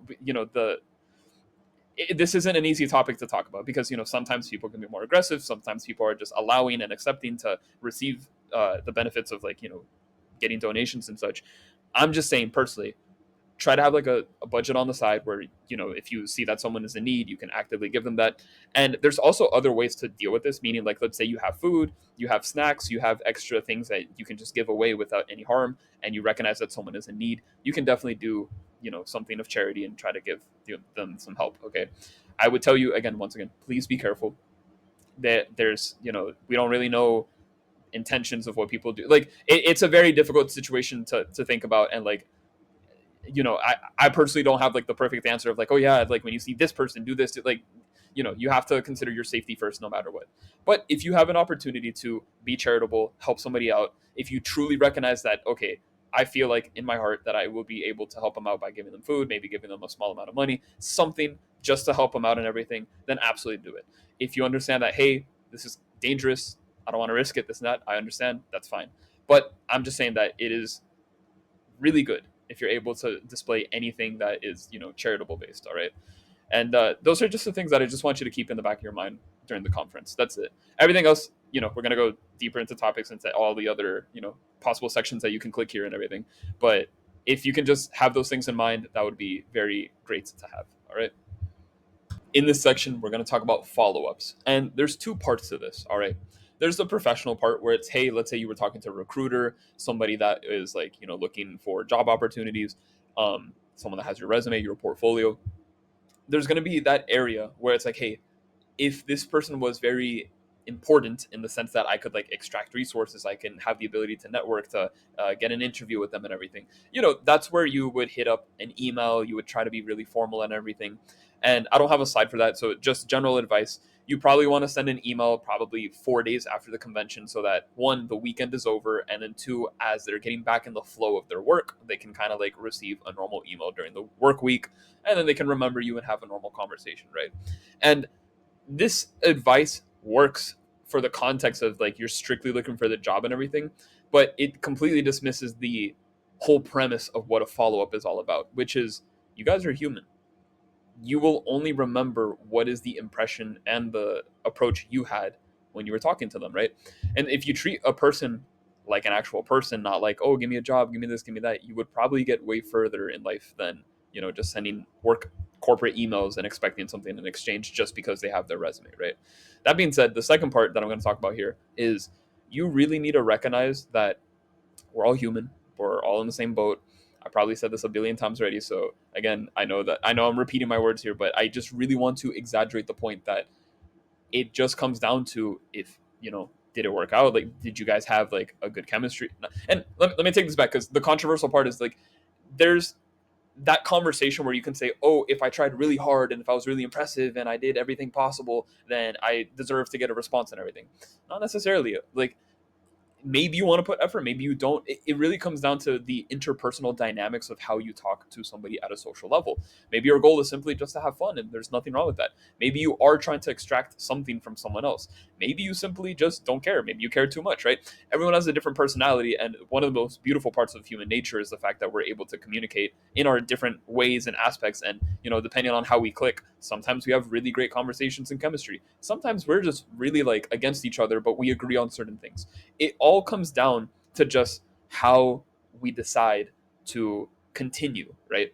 And so I'm just going to say really quick, what I'm about to say is super obvious, right? Like step one, take all your business cards, right? See all the contacts. If they have a social media, try to like follow them or send them a message, right? Just the basics of, okay, I met this person, I remember who they were, let me like collect that, right? By the way, if you have a little card container, try to use that or like bring it to the convention so that you can put all your cards inside. It'll like keep everything organized. And then the next thing is, and this is completely up to you, maybe you want to reach out, maybe you want them to reach out first, maybe you guys agreed to do a phone call, maybe you guys gave each other a Discord user and you guys are going to play video games on the weekend. Like, completely up to you guys. If you made a really strong impression, the probability of somebody responding back is probably going to be pretty high. At the same time, maybe some people think that's kind of weird or wrong or this and that. Like, it all is different and unique for every single individual. So my personal theory, or like what I personally like to do, is, hey, no matter what, I'm going to reach out to you. Like, hey, you gave me your business card, I'm going to follow you, or I'm going to send you a message. I'm going to do something to say like, hey, I remember you, I had a great time, thank you for speaking to me and such. And again, if the connection genuinely was like deeper and more powerful and more exciting and such, then yeah, we can continue to develop the relationship as a whole, right? But if it was just something super neutral, like you just again high five somebody in the elevator and they're like, oh, that was a cool high five, here's your business card, like, sure, right? Might have been like a little funny comment, but who knows? Maybe that's where something starts. So it's like asking your current friends, right? Like, how did you meet them? How did you interact? How did you develop a relationship with them, right? Friend A didn't have the same story as friend B, right? And then friend B may not even be closely to how you encountered friend C, for example, right? And again, the main goal of the follow up is just checking in, seeing if everything's cool. If there was genuinely someone that actually impacted you for positive reasons and such, then you should attempt to like appreciate and reach out and show interest and develop something, right? But again, the tricky part about networking is that, again, we're all going to go back immediately to our regular routines, right? We might go to work, we might go to school, we might go back to our normal endeavors. And so what happens is we kind of like isolate ourselves back in the norm, right? So if you're a student, right, you go back to like talking to your classmates, your friends, this and that. If you are a worker, you have your coworkers, your friends that you hang out after work and everything. And then also you're not really accessible with a lot of people that you meet in these conferences, because you guys are kind of like spread out by distance and such. So there's a lot of factors that makes it higher in friction to just continue like a normal relationship, right? But that, again, that's not a bad thing either, because you could reach out casually. Maybe you can check in every week or once a month, or have a cadence. Maybe you can set up something professionally. Maybe you guys are just going on a whim and on a vibe. Maybe you two decided to work on a project together, and now you have an excuse to chat pretty much super often and everything. Just remember that the intent of the network isn't to collect the card, get the contact, and increase your follower base. No, it's it has to be intentional, right? So if you're, for example, if you're networking with artists, right, you probably want to learn how to become a better artist. You probably want to hire or work with an artist. You want to do something in that area. So you want to be intentional with your words. You want to be intentional with how you communicate. You want to be to the point where it's like, hey, thank you for revealing that you were an artist and everything. I really like your work. Maybe you do a live stream soon and I can just hop in and watch. Again, all these things are opportunities for you. Okay. And maybe let's say like there's a programmer, right? And you have no use or need of a programmer in your current team or project, or you just don't care about the fact that he's a programmer. He's just a cool dude that you like talking to. Nothing wrong to say hi every now and then. Again, we're all trying to make friends at the end of the day.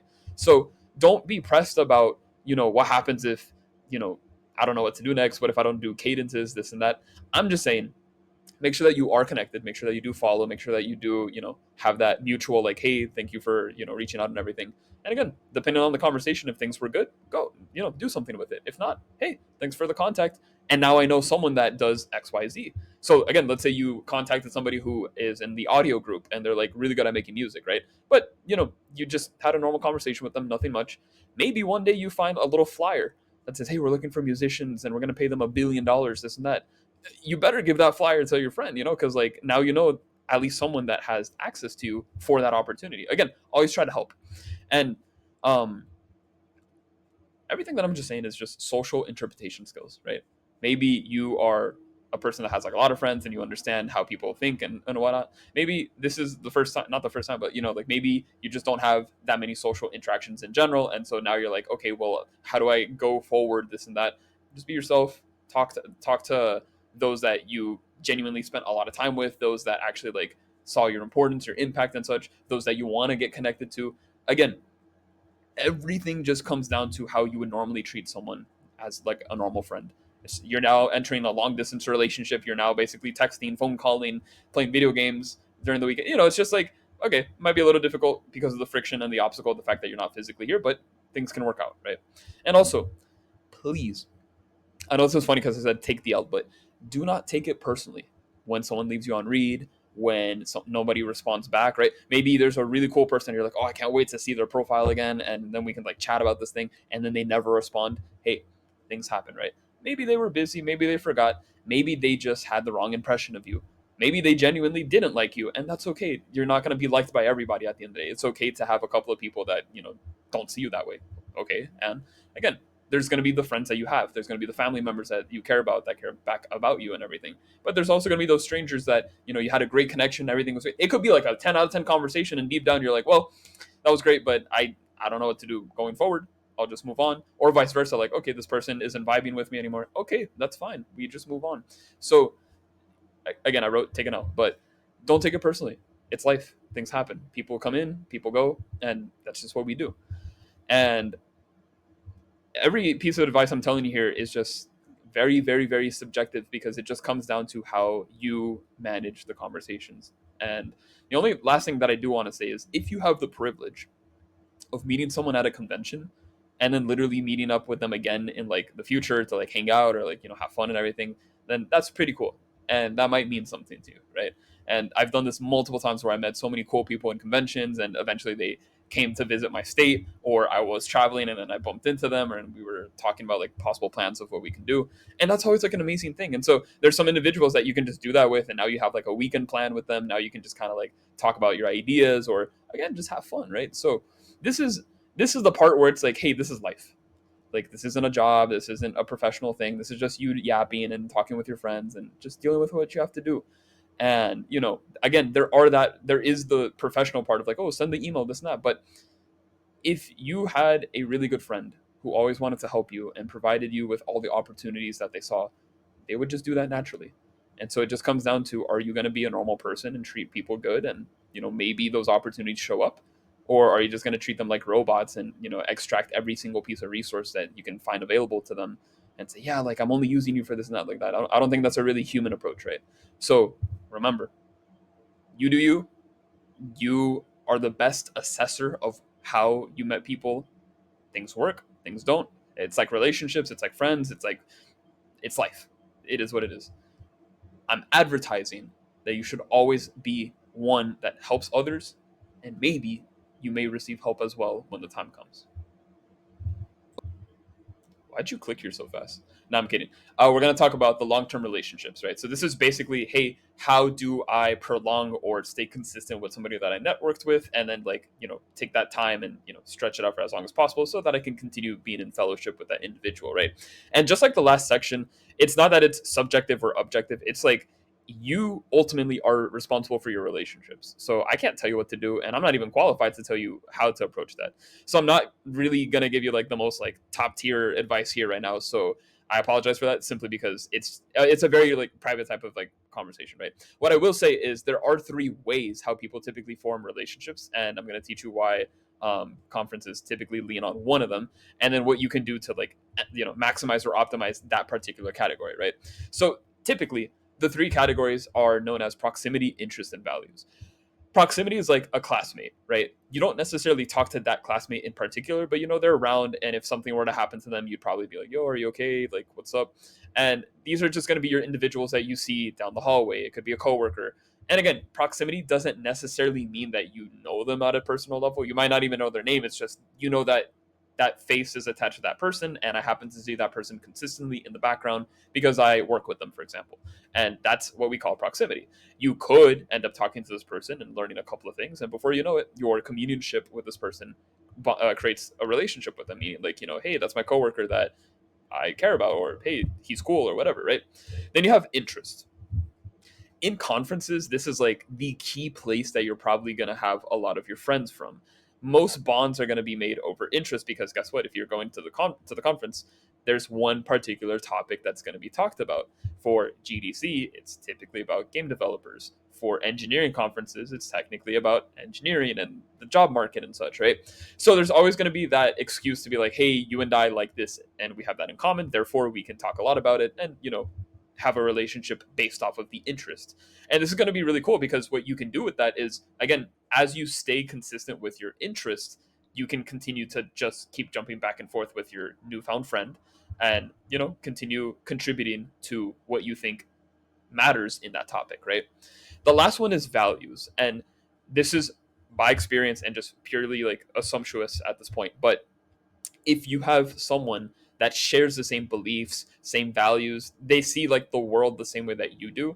A little more rare, or at least like it's not like as common for you to bump into someone that has exactly your values and such, right? But if you do this, relationships based off of that tend to last longer, because you guys end up having your own internal support system for each other. Meaning, hey, I'm a person that believes in XYZ. You also believe in XYZ. Therefore, if I want to be and aspire like someone in that category, and you also are in the same like goal, you're trying to do the same thing, then it's only natural for us to stay in communion, and that we can continue helping each other out in the support system. And so a relationship of value tends to last not only longer, but tends to be deeper, because it's outside of superficial topics, right? I'm not saying interests aren't deep. If anything, it can definitely be deep, but you have the ability to just walk away from your interest, where values is more about your character traits, your personality, what you believe in.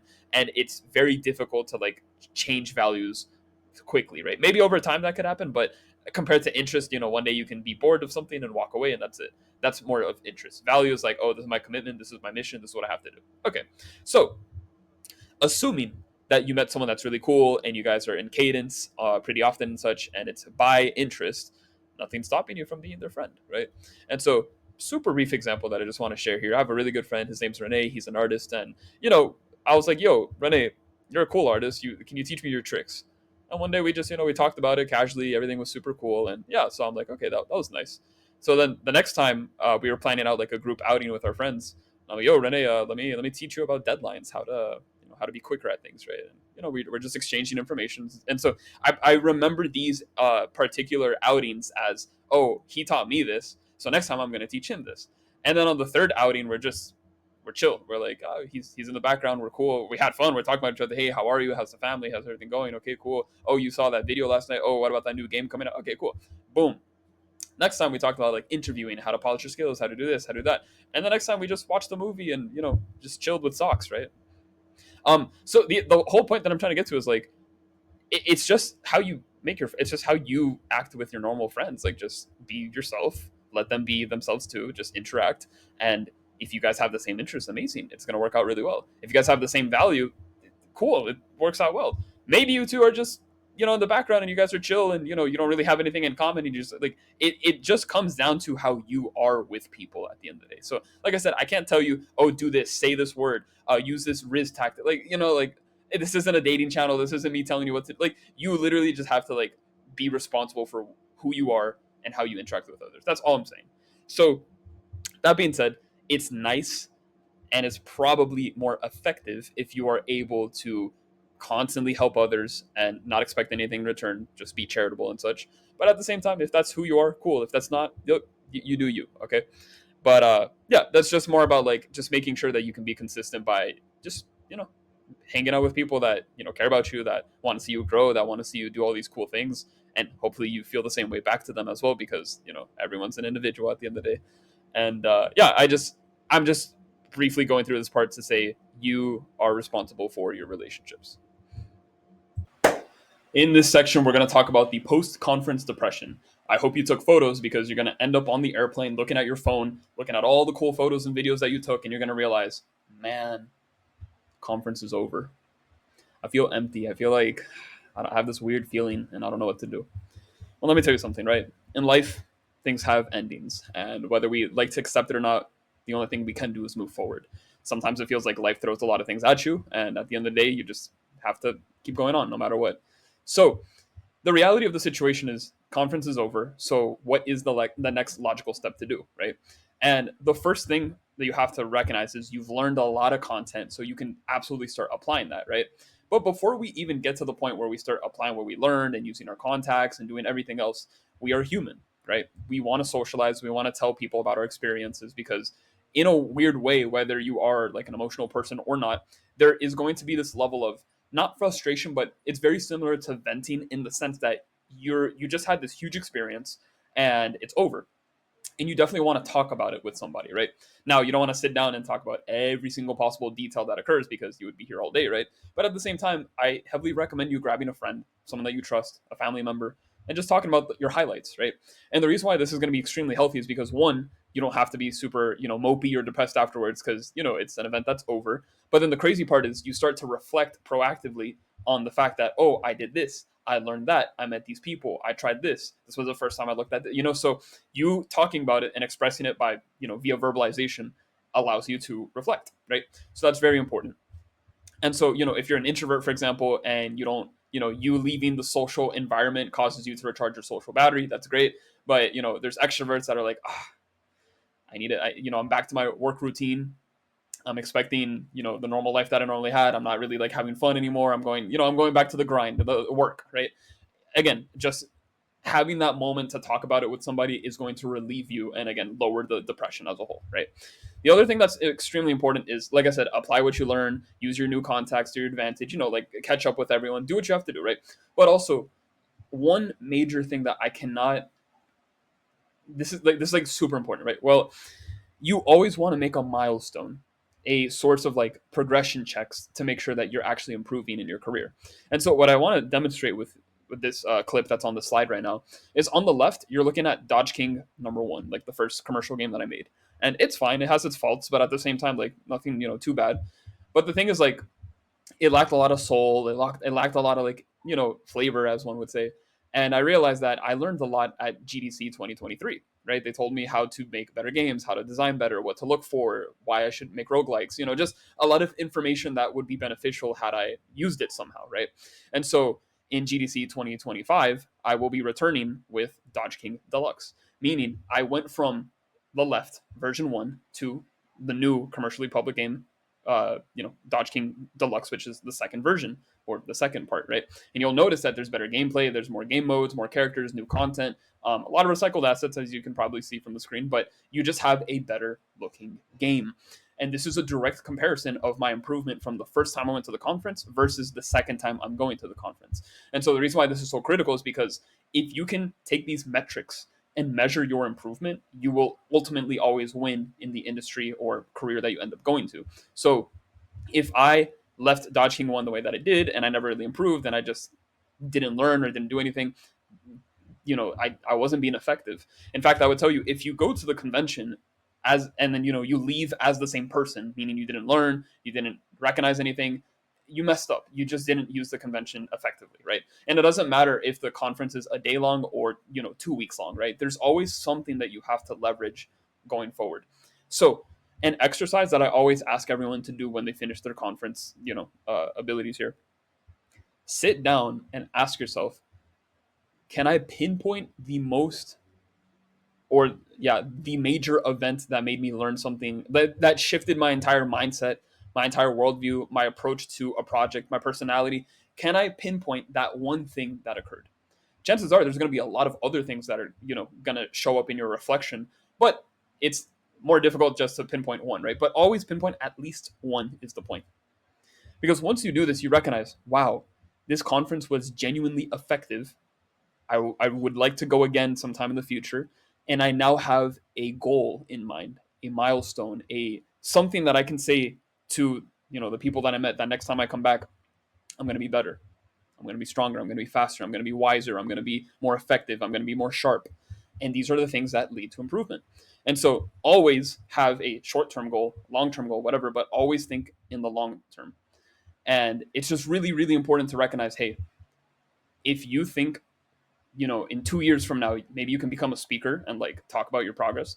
Maybe in 10 years from now, you're like an ambassador, you're like a big baller. It's like super cool. And so, like, always think in the long term, because every single time you return, you are going to improve. You're going to be better. So what happens if you do this consistently or endlessly? You're going to reach a place where you become like an industry giant at the end of the day. So always, no matter what, always use what you have, leverage it forward, and just get better and be consistent so that when you come back, you can prove and show to everyone that you became a better developer, a better product designer, a better engineer, a better musician, a better book writer, etc. And so, last thing, the little emptiness in your heart will go away over time. And more importantly, it'll come back when you're ready to tackle the conference again. So always keep the hype in the heart, is what I always say. And no matter what, you're always going to have more opportunities to do everything that you wanted to do. All right. So stay excited. Don't mope around. Talk to a friend. Make better goals. Make stronger goals. Do what you have to do. And then always find that way to actually improve. And I promise you, you will not feel sad. And finally, we get to the recap part. So I'm just going to bullet point everything that we talked about super briefly. You go to the conference to learn, grow, meet friends, have fun. You got to do it safely. Be very aware about your environment and your surroundings. Always bring a friend. You have to prepare your logistics very carefully. This includes where you travel, where you end up staying, and in general, items that you need to be efficient. Make sure that you budget properly so that you don't overspend and go broke. Also, if you need more money, get a sponsorship. If on the first hour of your convention you're going to feel overwhelmed and even paralyzed, that's okay. Everyone's on the same boat. Prioritize your safety and your health first before making rash decisions. If you're at a game conference, you can easily talk about games and you will always get a response. This is what I call foolproof networking. And if you're an introvert, remember that everyone uses the bathroom. When you showcase your game, project, audio, music, or research, always intend to focus on the person asking questions and shows interest in your project. Workshops are basically lectures with the opportunity to be more interactive. Leverage the key little things that you can do to optimize your behavior in order to, get better results. Lectures should be taken very seriously. Prepare questions ahead of time, and if it's a pressing issue, it's definitely, important to go to. But also make sure to stay awake. Um, when you conduct a meetup, Make sure that you have a background check on the person, that you are doing it in a very careful way so that you can meet up properly, and make sure that there's a lot of friends that know what is happening per hour. You want to make sure that you're safe at all times. Pitching works the best when you are able to simplify your message and then build layers upon it, but also be very confident in your project no matter what. You can win any competition by reverse engineering how winners win. Pay very close attention to that, and it is a marathon. The perfect resume that I demonstrated in this video basically talks about how recruiters will always highlight the most relevant information and lose focus as they go. So always try to leverage the fact that we try to look at the ease of path, the ease of the path of least resistance, meaning we're low key lazy, and that's okay. When it comes to bulletproofing your interview techniques, there's a bunch of content online that you can go ahead and research, but always offer the menu system, which is, hey, wait a minute, if someone's asking me a question, I should probably ask in return what they want to precisely know about that question so that I can best serve them and give them a better direct answer. You're going to have fun. There's a lot of people, a lot of events, a lot of activities. Feel free to do a lot of things, right? And always make sure that there's other things you can do outside of the conference. Think about tourism, sightseeing, other activities, etc. Make sure that you actually follow up with all the contacts that you collected. Otherwise, you're in vain. What's the point of networking if you're not going to keep in contact? And if you understand how friendships actually work between interest, values, and proximity, you can use this to your advantage to kind of like make long-term friends, right? And lastly, hey, conference is over, your energy's kind of low, you got to go back to your work routine and everything. That's okay. You might be a little depressed, but once you recharge, everything will be fine. And all you got to do is get ready for the next one. So that's a recap. But if there's absolutely just one thing you need to know, no matter what, if you just watched this entire video and couldn't comprehend a single thing, the only thing you need to know is the following: make friends, learn, share, stay safe, and have fun. Because that is the purpose and point of going to the conference. Thank you so much for watching the entire video or the sections that you needed. But the point is that I really hope it helps you become the rock star that you plan to be in any convention that you sign up for. That being said, if you're interested in my channel, we have a bunch of content that talks about game design, how to make things interesting, but more importantly, how to make games quicker. I specifically recommend you guys watching Powerful Habits to Make Games Quickly if you're interested in learning how to cut production time. And we're also now taking booking calls to quite literally grab your game design and cut it in half so that you can publish it as quickly as possible. That's currently a work in progress. I'm pretty excited to see how it goes. But that being said, if you're interested in that or in any of the content that was discussed here in this video, please check the link below. Thank you.